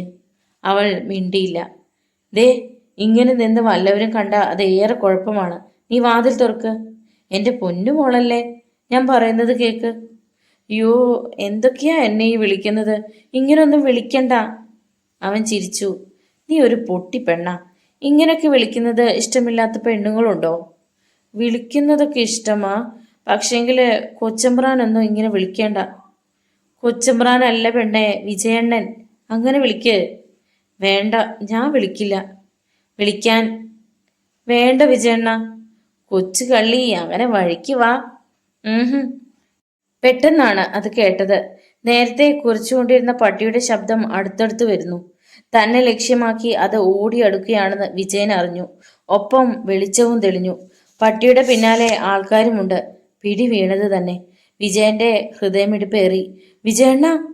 വാസന്തി ഭീതിയോടെ വിളിച്ചു. വിജയണ്ണ, പോ വിജയണ്ണ, വേഗം. അവര് കണ്ട. അയ്യോ, അത് കടിച്ചു കൊല്ലുന്ന പട്ടിയാ. അതുകൊണ്ട് അതിനെ അഴിച്ചുവിടുക പോലും ഇല്ലായിരുന്നു. ഒറ്റ ശ്വാസത്തിലാണ് വാസന്തി അത്രയും പറഞ്ഞത്. ഓടിപ്പോയാലും ആ പട്ടി എൻ്റെ പിന്നാലെ വരും. അതുകൊണ്ട് നീ വേഗം വാതിൽ തുറക്ക്. രക്ഷപ്പെടാൻ അതേ ഉള്ളൂ ഇപ്പൊ വഴി. അവനും ധൃതിയിൽ പറഞ്ഞു. അപ്പോഴേക്കും ആ പട്ടിയുടെയും ആൾക്കാരുടെയും ശബ്ദങ്ങൾ അടുത്തെത്താറായി. വിജയനെ രക്ഷിക്കുവാൻ വാസന്തിക്കും അപ്പോൾ മറ്റൊരു വഴി കണ്ടെത്താൻ കഴിഞ്ഞില്ല. ഞാനെന്നാ വാതിൽ തുറക്കാം, കുടിലിന്റെ പിന്നിലേക്ക് പോരെ എന്ന് പറഞ്ഞിട്ട് അവൾ തിരിഞ്ഞോടി. വിജയൻ അവിടെ എത്തുമ്പോഴേക്കും അവൾ വാതിൽ തുറന്നു കഴിഞ്ഞിരുന്നു. അവൻ അകത്തു കയറി. അവൾ വാതിലടച്ചു. അതിൽ തന്നെ ചാരി നിന്ന് കിതച്ചു. അവളുടെ അരികിൽ തന്നെ നിൽക്കുകയായിരുന്നു വിജയനും. വീടിന് ചുറ്റും ആൾക്കാർ നടക്കുന്നു. പട്ടി കുരച്ചുകൊണ്ട് ഓടുന്നു. ഞാൻ കണ്ടതാ ഈ ഭാഗത്തേക്ക് ആരോ നടന്നു വരുന്നത്. പട്ടി കുരയ്ക്കുന്നത് കേട്ടാ ഞാൻ നോക്കിയത്. ഒരു പുരുഷ ശബ്ദം. അതിനെ നിനക്ക് തോന്നിയതായിരിക്കും. മറ്റൊരാൾ. അല്ലെന്നേ, ഇനി ഈ വഴി ആരെങ്കിലും നടന്നു പോയതായിരിക്കും. മെതിക്കാൻ പോയിട്ട് മടങ്ങിപ്പോന്നവരാരോ. ആ, ബാ തിരിച്ചു പോവാം. ഇവിടെങ്ങാനും ആരെങ്കിലും ഉണ്ടായിരുന്നേ പട്ടി കണ്ടുപിടിച്ചേനെ. നായ അപ്പോഴും കുരയ്ക്കുന്നുണ്ടായിരുന്നു. അഴകനുമൊക്കെ കളത്തിൽ പോയിരിക്കുകയല്ലേ? ആ, അത് പിന്നെ ചോദിക്കണോ? അകന്നു പോകുന്ന കാലച്ചകൾ, സംസാരങ്ങൾ അപ്പോഴും അങ്ങനെ തന്നെ നിൽക്കുകയായിരുന്നു വിജയനും വാസന്തിയും. അവളുടെ നിശ്വാസവായു അവന്റെ നെഞ്ചിൽ മുട്ടി. അവരൊക്കെ പോയി. വിജയണ്ണ വേഗം പോ. എന്താ മോളെ ഇങ്ങനെ? നിന്നെ തിരക്കി രാത്രിയിൽ ഞാൻ ഇത്രയിടം വരെ വന്നിട്ട് ഒരു മനുഷ്യ പറ്റില്ലാതെ ഇങ്ങനെ പറയുന്നത് എന്താ? എന്തോ എനിക്കൊന്നും അറിയില്ല. നിനക്കറിയാൻ പാടില്ലാത്തതൊക്കെ ഞാൻ പഠിപ്പിക്കാം. യോ, നാണമില്ലേ വിജയണ്ണന്? എന്തൊക്കെയാ പറയുന്നത്? അവൻ ശബ്ദമില്ലാതെ ചിരിച്ചു. വാ, നമുക്ക് ഇവിടെ ഇരിക്കാം. അവൻ ടോർച്ചടിച്ചു നോക്കി. അവൾ കിടന്നിരുന്ന കീറി തുടങ്ങിയ പായ കണ്ടു. അതണയ്ക്ക്, ആരെങ്കിലും കാണും. അവൻ ടോർച്ച് അണച്ചു. പിന്നെ അവളുടെ കയ്യിൽ പിടിച്ചു. വാ. തീയിൽ ചവിട്ടിയതുപോലെ അവളൊന്ന് പിടഞ്ഞു. ആ ശരീരം വിറയ്ക്കാൻ തുടങ്ങിയെന്ന് കയ്യിലെ പിടിയിലൂടെ തന്നെ അവൻ മനസ്സിലാക്കി. അവൾ അധികം ബലം പിടിക്കാതെ കുതറി മാറാൻ ശ്രമിച്ചു. എന്താ പെണ്ണെ ഇങ്ങനെ എന്ന് പറഞ്ഞ് അവൻ അവളെ തന്നോട് ചേർത്ത് പിടിച്ചു. വിട് വിജയണ്ണ, ഇതൊക്കെ പാപമാ. ഏതൊക്കെ? അതിന് നിന്നെ ഞാനൊന്നും ചെയ്തില്ലല്ലോ. അവൾ പിന്നെയും എന്തോ പറയാൻ ഭാവിച്ചെങ്കിലും നാവടക്കി കളഞ്ഞു. ആ ഇളം മേനിയിൽ നിന്നും സുഖകരമായൊരു ചൂട് അവന്റെ ശരീരത്തിലേക്ക് അരിച്ചിറങ്ങി. വിജയണ്ണ. ഒരു തേങ്ങൽ. ഒപ്പം അവൾ അവന്റെ നെഞ്ചിലേക്ക് ചാഞ്ഞു. വാ, ഇവിടെ ഇരിക്കാം. പരസ്പരം മുഖം കാണാൻ കഴിയുന്നില്ലെങ്കിലും അവൾ കരയുകയാണെന്ന് അവന് മനസ്സിലായി. എനിക്ക് പേടിയാ. ഞാനൊരു പാവമാ. എന്നെ ചതിക്കല്ലേ. ഇതെന്തൊരു പറച്ചിലാ പൊന്നെ. നിന്നെ ചതിക്കാനായിരുന്നെങ്കിൽ ഞാൻ ഇങ്ങോട്ട് വരുമായിരുന്നോ? എന്നിട്ടും അവൾ അത് വിശ്വസിച്ചില്ല എന്ന് തോന്നി. അവൻ അവളുടെ കൈവെള്ളയിൽ തൻ്റെ മുഖം ചേർത്ത് വെച്ചു. എൻ്റെ തങ്കക്കുടത്തിനെ ഞാൻ ഒരിക്കലും ചതിക്കില്ല. കൊക്കിന് ജീവനുണ്ടെങ്കിൽ ഉപേക്ഷിക്കില്ല. പോരെ? അറിയാതെ ആദ്യ നോട്ടത്തിൽ തന്നെ നീ എൻ്റെ മനം കവർന്നു കളഞ്ഞു. വിജയണ്ണ, തമ്പുരാക്കന്മാരൊന്നും നമ്മുടെ സ്നേഹം സമ്മതിച്ചു തരില്ല. അവരെല്ലാവരും കൂടെ എന്നെ കൊല്ലും. അച്ഛനമ്മമാരെ കൊല്ലും. ഇല്ല മോളെ, ഒക്കെ നിന്റെ ഓരോ തോന്നലുകളാ. ആരും നിന്നെ ഒന്നും ചെയ്യില്ല. അതിന് ഞാൻ സമ്മതിക്കില്ല. നിന്നെയും കൊണ്ട് ഈ ലോകത്തിന്റെ ഏതെങ്കിലും കോണിലേക്ക് പോകും ഞാൻ. വരുമോ നീ എൻ്റെ കൂടെ? അത് പറ. വരാം. അവൾ അങ്ങനെ പറഞ്ഞുപോയി. ഒരിക്കലും സ്വപ്നം പോലും കാണാനാവാത്ത മോഹന വാഗ്ദാനങ്ങളിൽ കുടുങ്ങിപ്പോയി. അവൾക്ക് തൻ്റെ മുന്നിലെ ജീവിതം പൂക്കൾ വിരിഞ്ഞു നിൽക്കുന്ന ഒരു താഴ്വരയായി തോന്നി. ഇവൾ തൻ്റെ വരുതിയിൽ എത്തിക്കഴിഞ്ഞുവെന്ന് വിജയന് മനസ്സിലായി. കൈ നീട്ടി ടോർച്ച് അകലേക്ക് മാറ്റി വെച്ചിട്ട് അവൻ അവളെ തന്നിലേക്ക് കുറെ കൂടി ചേർത്തു. ചുംബനങ്ങൾ കൊണ്ട് പൊതിഞ്ഞു. അപ്പോഴവന് ജാതിയോ മതമോ വിവേചനമോ ഒന്നുമില്ലായിരുന്നു. ഉണ്ടായിരുന്നത് ഒന്ന് മാത്രം: കത്തിക്കാളുന്ന കാമം. രക്തവും മാംസവും ഒത്തിണങ്ങിയ സൗന്ദര്യത്തോടുള്ള അദമ്യമായ ദാഹം. ആ പാവം പെണ്ണ് പക്ഷെ ഒന്നും ചിന്തിച്ചില്ല. അതിനുള്ള പ്രായവും സാഹചര്യവുമായിരുന്നില്ലല്ലോ അവളുടേത്. സ്വർഗം ലഭ്യമായ ലഹരിയിലായിരുന്നു അവൾ. സമപ്രായക്കാരായ കൂട്ടുകാരികൾ ഒത്തുചേരുമ്പോൾ അവരവരുടെ ഭാവനയ്ക്കനുസരിച്ച് ഓരോന്നും പറയുമായിരുന്നത് ഇവിടെ യാഥാർത്ഥ്യമാകുകയാണെന്ന് വാസന്തി അറിഞ്ഞു. എതിർപ്പിന്റെ ഒരു ചെറിയ കണിക പോലും അവളിൽ നിന്നുണ്ടായില്ല. അത്രമാത്രം സൂക്ഷ്മതയോടെയായിരുന്നു വിജയന്റെ ഇടപെടൽ. ശരീരം മുഴുവൻ ഒരു വികാര വിസ്ഫോടനം നടക്കുകയാണെന്ന് അവൾ അറിഞ്ഞു. പതിയെ പതിയെ തൻ്റെ സ്വബോധം മറയുന്നുവോ? വാസന്തി. അവൻ്റെ മന്ത്രണം. ആദ്യമൊക്കെ അവൾ മൂളി, പിന്നെ അതും നിലച്ചു. വാസന്തി. അവൻ വിളിച്ചുകൊണ്ടേയിരുന്നു. എത്ര നേരം കഴിഞ്ഞുവെന്നറിയില്ല. ഇപ്പോൾ ശ്വാസം മുട്ടിത്തുടങ്ങിയത് വിജയനാണ്. വാസന്തി, വാസന്തി. അവൻ പിന്നെയും വിളിച്ചു. പൊടുന്നനെ അവിടെ വെളിച്ചം പരന്നു. എന്താ നിങ്ങൾ എന്നെ വിളിച്ചത്? ഹേമലതയുടെ ശബ്ദം. പരിസരബോധം കിട്ടുവാൻ വിജയന് ഇത്തിരി നേരമെടുത്തു. താൻ വാസന്തിയുടെ കുടിലിലല്ല, പകരം ഹേമലതയുടെ വീടാണ്. തന്നെ ചുറ്റിപ്പിടിച്ച് ഞെരിക്കുന്നത് വാസന്തിയല്ല, ഹേമലതയാണ്. അവളുടെ കണ്ണുകളിൽ എന്തോ കണ്ടെത്തിയതുപോലെയുള്ള തിളക്കം. പറ, നിങ്ങൾ എന്തിനാ എന്നെ വാസന്തി എന്ന് വിളിച്ചത്? ആരാണവൾ? വിജയൻ വിളറി വെളുത്തു. അവന് ശബ്ദിക്കാൻ പോലും കഴിഞ്ഞില്ല. നാവ് മരവിച്ചു പോയിരുന്നു. പിറ്റേന്ന് രാവിലെ ഹേമലതയുടെ വീട്ടിൽ നിന്നും ഇരുവരും മടങ്ങി. പല തവണ അവൾ വിജയനോട് തിരക്കി ആരാണ് വാസന്തി എന്ന്. അതിനൊരു ഉത്തരം കൊടുക്കാതെ അജ്ഞത ഭാവിക്കുകയായിരുന്നു അവൻ. ഞാൻ ഉറക്കത്തിൽ എന്തെങ്കിലും സ്വപ്നം കണ്ടതായിരിക്കും ഹേമേ. അതിനിടയിൽ എന്തെങ്കിലും വിളിച്ചു പറഞ്ഞതായിരിക്കും. ഈ വാസന്തി ആരാണെന്ന് എനിക്കും മനസ്സിലാകുന്നില്ല. മുമ്പൊരിക്കൽ ചേട്ടനോട് വാസന്തിയെക്കുറിച്ച് ചോദിച്ചിട്ടില്ലേ? അവളുടെ ഫോട്ടോയെക്കുറിച്ച് തിരക്കിയിട്ടില്ലേ? വിജയൻ ഒന്ന് പരിങ്ങി, എങ്കിലും വേഗത്തിൽ ഭാവം മാറ്റി. അതൊരിക്കൽ ഉറക്കത്തിൽ നീയാണ് എന്നോട് പറഞ്ഞത്, ഏതോ ഒരു വാസന്തിയെക്കുറിച്ച്. പിറ്റേന്ന് ചോദിച്ചപ്പോൾ നിനക്കും ആളെ അറിയില്ലെന്നാണ് പറഞ്ഞത്. ഏതായാലും ഹേമലത അതേക്കുറിച്ച് പിന്നീട് ഒന്നും ചോദിച്ചില്ല. വിജയന് ഓഫീസിൽ പോകേണ്ട സമയമായപ്പോഴേക്കും അവർ നീരേറ്റുപുറം തറവാട്ടിൽ തിരികെ എത്തി. ദിവസങ്ങൾ ചിലത് കഴിഞ്ഞു. പ്രത്യേകിച്ച് സംഭവങ്ങൾ ഒന്നും ഉണ്ടായില്ല. ഒരു ദിവസം വിജയന് ഹേമലതയും കൂടി സിനിമയ്ക്ക് പോയി, ഫസ്റ്റ് ഷോയ്ക്ക്. തിരികെ എത്തുമ്പോൾ 10:30യോളമായി. തറവാട്ടിലുള്ളവരെല്ലാം അത്താഴം കഴിഞ്ഞ് കിടന്നിരുന്നു. ഇരുവരും ഒന്നിച്ചിരുന്ന് ഭക്ഷണം കഴിച്ചു. കിടക്കറയിലെത്തി. അപ്പോൾ അവിടെ ഏതോ ഒരു തരം ഗന്ധം നിറഞ്ഞു നിൽക്കുന്നത് പോലെ തോന്നി. കാച്ചെണ്ണയുടെയോ പാലപ്പൂവിൻ്റെയോ ഗന്ധം പോലെ. ഇരുവരും ആ മുറി മുഴുവൻ പരിശോധിച്ചെങ്കിലും ഗന്ധത്തിന്റെ ഉറവിടം കണ്ടെത്താൻ കഴിഞ്ഞില്ല. അവർ കിടന്നു. രാത്രിയുടെ യാമങ്ങൾ പിന്നോട്ടു പോയി. ഭദ്രമായി അടച്ചിരുന്ന ജനാലയുടെ കൊളുത്ത് തനിയെ നീങ്ങി. അതുവഴി ഒരു കാറ്റ് അകത്തെത്തി. ഗാഠനിദ്രയിലായിരുന്ന ഹേമലത ഉറക്കത്തിൽ ഒന്നനങ്ങി. കാറ്റിന്റെ ഒപ്പം ഒരു തണുത്ത ശബ്ദം അവളുടെ കാതിൽ എന്തോ മന്ത്രമോതി. ഉറക്കത്തിൽ തന്നെ ഹേമലത തല കുലുക്കി. പിന്നെ എണീറ്റു. പിറ്റേന്ന് രാവിലെ നീരേറ്റുപുറം തറവാടിനെ നടുക്കിയ ഒരു സംഭവമുണ്ടായി. ശാർങ്ങധരൻ മരിച്ചു. വെറും മരണമല്ല, മൃഗീയമായ കൊലപാതകം. ഇലഞ്ഞിത്തറയിലാണ് അയാളുടെ മൃതദേഹം കിടന്നിരുന്നത്.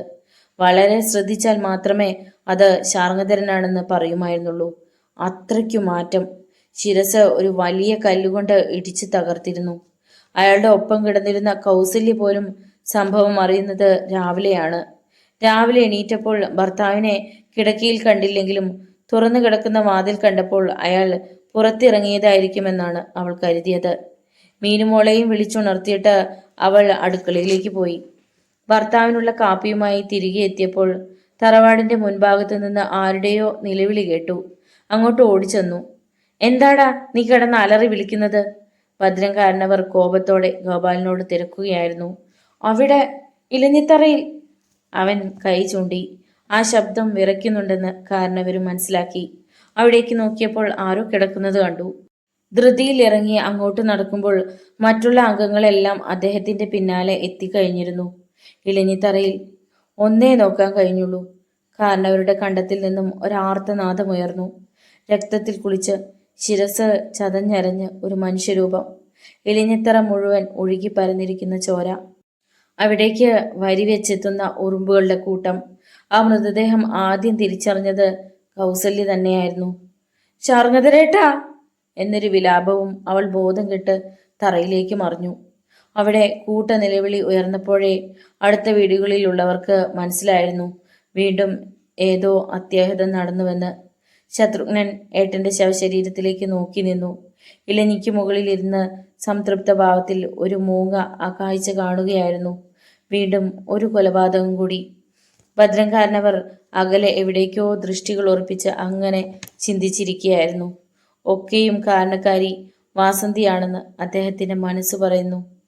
ഒരിക്കൽ വിജയം ചെയ്തു കൂട്ടിയ പാപം, അതിന്റെ ഫലം ഇങ്ങനെ ആയിത്തീരുമെന്ന് ഒരിക്കലും ചിന്തിച്ചിരുന്നില്ലല്ലോ. തറവാട്ടിൽ ആരെയും അവൾ ബാക്കി വയ്ക്കില്ലെന്നും മനസ്സ് പറയുന്നു. വിജയം കാരണം ഗർഭിണിയായിത്തീർന്ന കൊച്ചു പെണ്ണ്. അവനെ വിവാഹം കഴിക്കുക എന്നതിനേക്കാൾ ഉപരി തനിക്ക് മറ്റൊരു തീരുമാനവുമില്ലെന്ന് പറഞ്ഞപ്പോൾ പലതും ചെയ്യാതിരിക്കാൻ കഴിഞ്ഞില്ല. തറവാടിന്റെ തെക്ക് ഭാഗത്തേക്ക് കാരണവരുടെ കണ്ണുകൾ നീണ്ടു ചെന്നു. തൊഴുത്തിനോട് ചേർന്നുള്ള മുറി. താൻ പറയുന്നതിനപ്പുറം ഒരു വാക്കുമില്ലെന്ന് കരുതിയിരുന്ന അഴകൻ പോലും ചെറുത്തു നിന്നപ്പോൾ അധികം ആരും അറിയുന്നതിനു മുമ്പ് എല്ലാം അവസാനിപ്പിക്കുകയേ നിർവാഹമുണ്ടായിരുന്നുള്ളൂ. ആ രാത്രി കാരണവരുടെ മനസ്സിൽ ഇന്നുമുണ്ട്. കുടുംബക്ഷേത്രത്തിലെ ഉത്സവത്തിന് സ്ത്രീകളെയെല്ലാം പറഞ്ഞയച്ചിട്ടാണ് അഴകനെയും കുടുംബത്തെയും ഇങ്ങോട്ട് വിളിച്ചു വരുത്തിയത്. താനും ആൺമക്കളും അഴകനും ഭാര്യയും വാസന്തിയും തൊഴുത്തിനോട് ചേർന്നുള്ള മുറിയിൽ. നിനക്ക് എന്ത് വേണമെന്ന് പറ അഴക. എന്റെ മോന് തരില്ല, അത് മാത്രം നീ ആശിക്കരുത്. ആവശ്യത്തിന് പണം തരാൻ ഞാൻ. നിന്റെ മോളെയും കൊണ്ട് എങ്ങോട്ടെങ്കിലും പോയിക്കോ. പറ്റില്ല തമ്പുരാനെ, പറ്റില്ല. അടിയങ്ങൾ എതിരു പറയാണെന്ന് പറയല്ലേ. ആശിപ്പിച്ച് മോഹിപ്പിച്ച് അടിയന്റെ കിടാത്തിയെ കൊച്ചമ്പ്രാൻ ആ നിലയിലാക്കി. കല്യാണം കഴിച്ചോളാന്ന് വാക്ക് കൊടുത്തിട്ടാ അറിവില്ലാത്ത കിടാത്തി. അപ്പോ ഞാൻ പറയുന്നത് നീ കേൾക്കില്ല? തന്റെ അണപ്പല്ലുകൾ ഞെരിയുകയായിരുന്നു.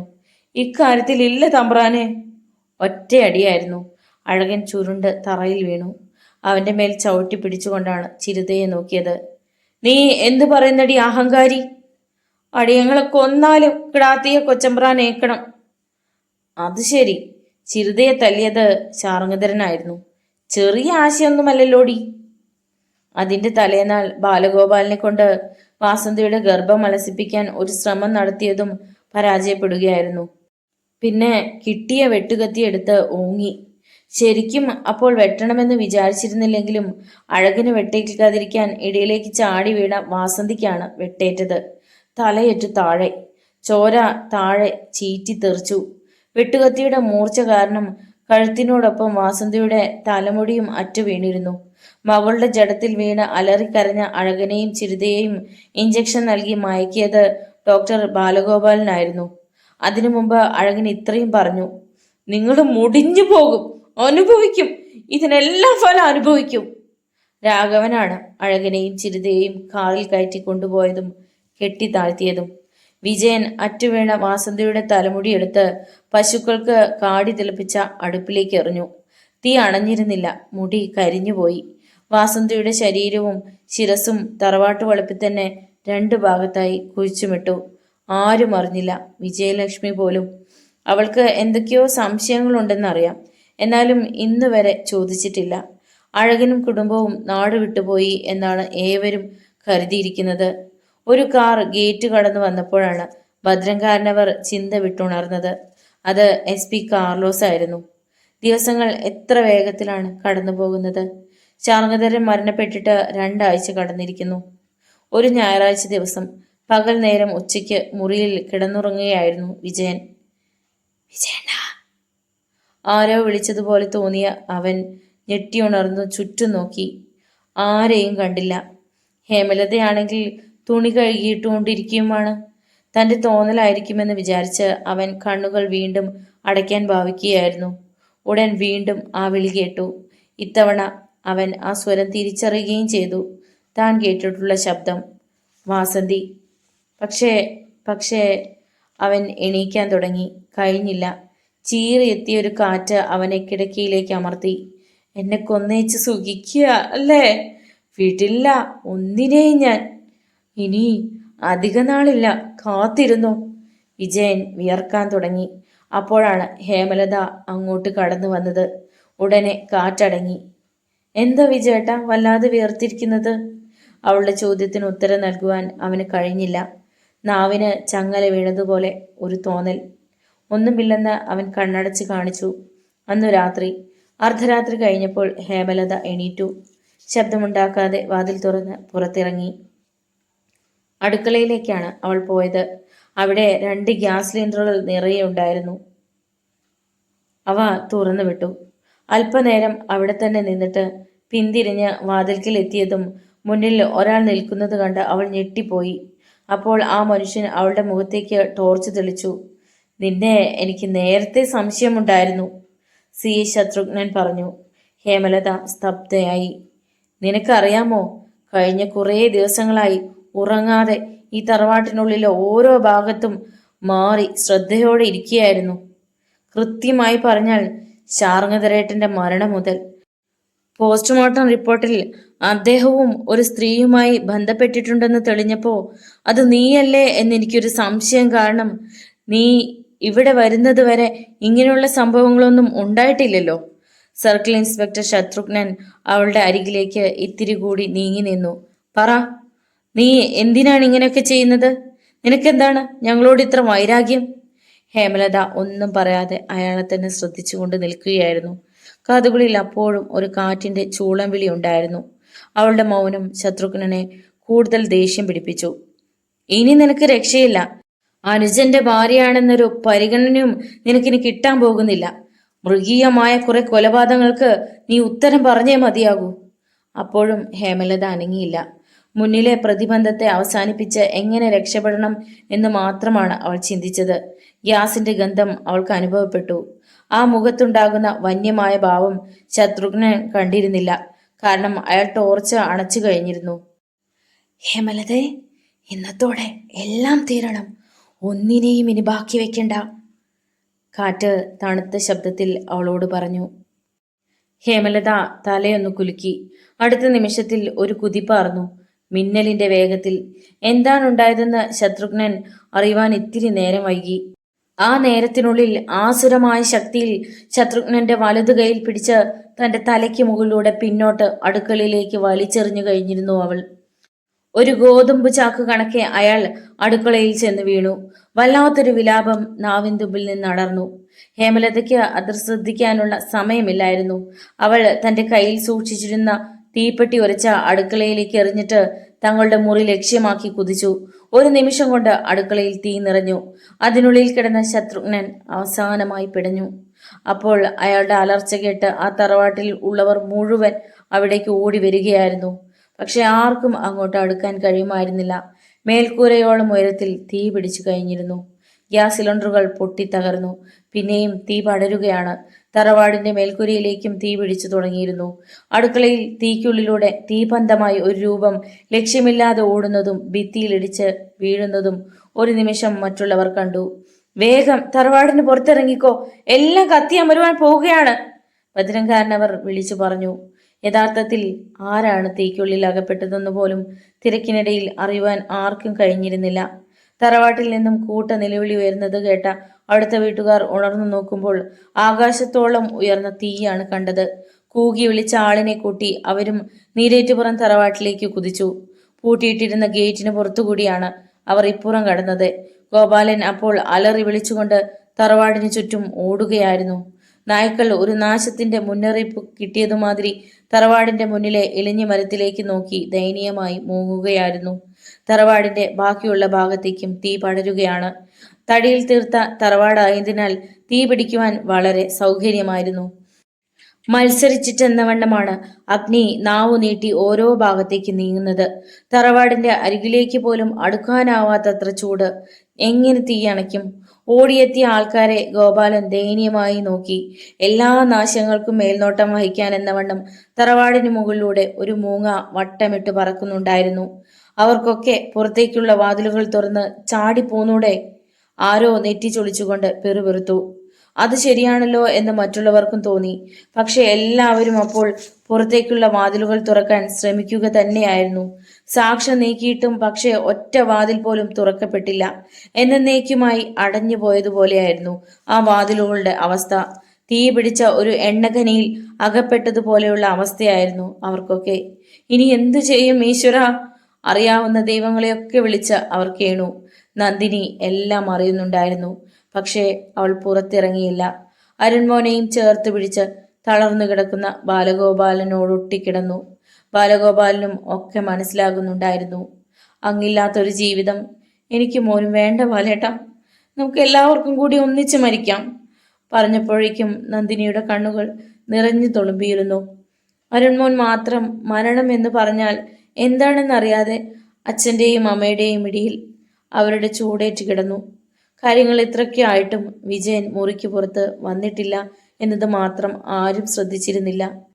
തറവാട്ടിൽ നിന്നും കൂട്ട നിലവിളി ഉയർന്നപ്പോൾ തന്നെ അവൻ പുറത്തേക്ക് ചാടി ഇറങ്ങുവാൻ ഭാവിച്ചതാണ്. ആ നിമിഷമാണ് വാതിൽക്കൽ ഹേമലത എത്തിയത്. എങ്ങോട്ടാ? കനത്ത ശബ്ദത്തിൽ അവൾ തിരക്കി. പുറത്ത് ബഹളം. ഓ, അതാണോ? നിസാരഭാവത്തിൽ അവൾ പറഞ്ഞു. ശത്രുഘ്നേട്ടൻ തീ പിടിച്ച് മരിച്ചുകൊണ്ടിരിക്കുക.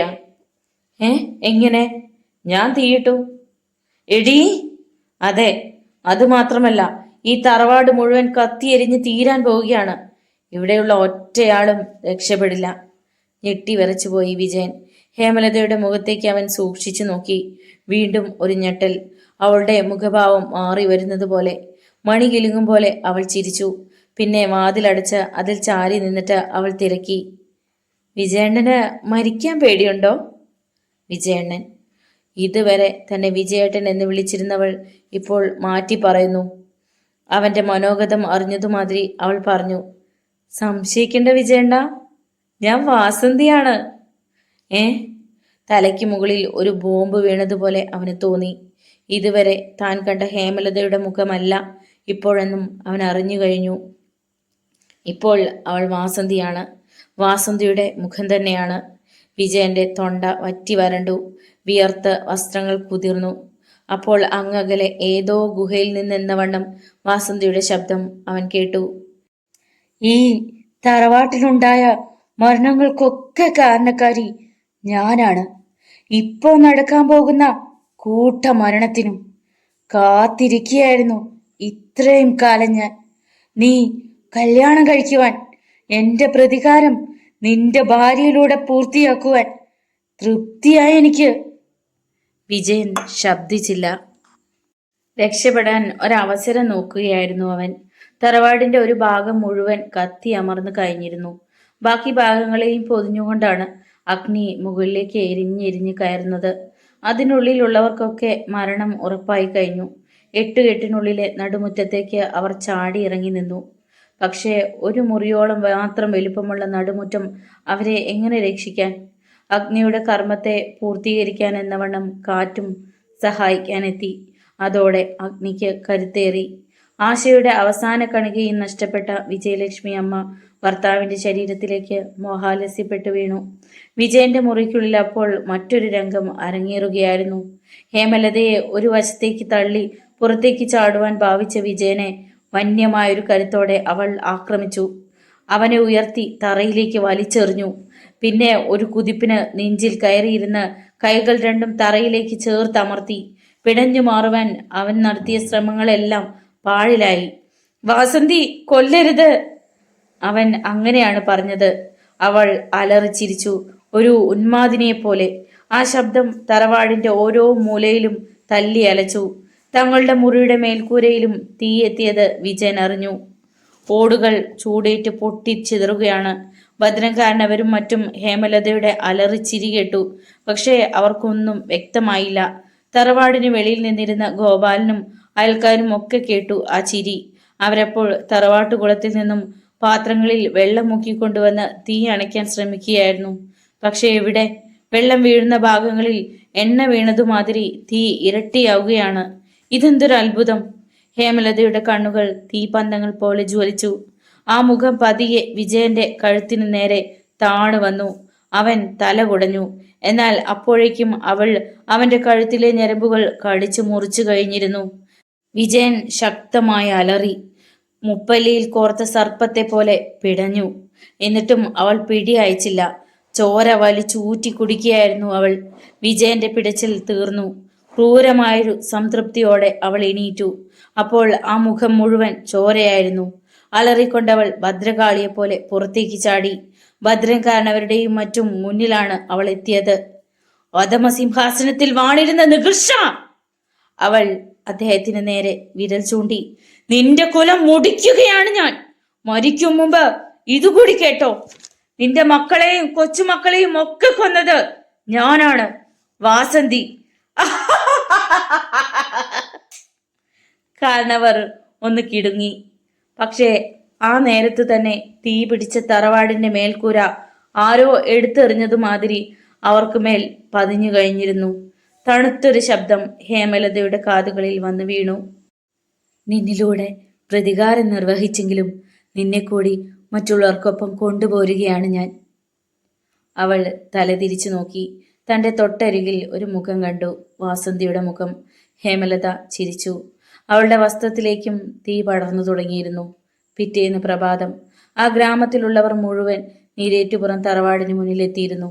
പക്ഷേ അവിടെ പുകയുയർന്ന ഒരു ചാരക്കൂനയല്ലാതെ മറ്റൊന്നും കാണുവാനുണ്ടായിരുന്നില്ല. SP കാർലോസും അവിടെ ഉണ്ടായിരുന്നു. ആർക്കും യാതൊരു തെളിവും നൽകാതെ ഒരു ദുരന്തം പൂർത്തിയായിരിക്കുന്നു. കാർലോസ് ഓർത്തു. ഒരുപാട് നിഗൂഢതകൾ. പക്ഷേ ഇലഞ്ഞി മരത്തിലിരുന്ന് ഒരു മൂങ്ങ സംതൃപ്തിയോടെ നീട്ടിമൂളി. വീഡിയോ ഇഷ്ടമായാൽ എല്ലാവരും ഒന്ന് ലൈക്ക് ചെയ്ത്, ഷെയർ ചെയ്ത്, സബ്സ്ക്രൈബ് ചെയ്ത് സപ്പോർട്ട് ചെയ്യുക. നിങ്ങളുടെ വിലയേറിയ അഭിപ്രായങ്ങളും നിർദ്ദേശങ്ങളും കമൻറ്റ് ബോക്സിൽ രേഖപ്പെടുത്തുക. വീണ്ടും മറ്റൊരു നോവലുമായി നാളെ കാണാം. നന്ദി.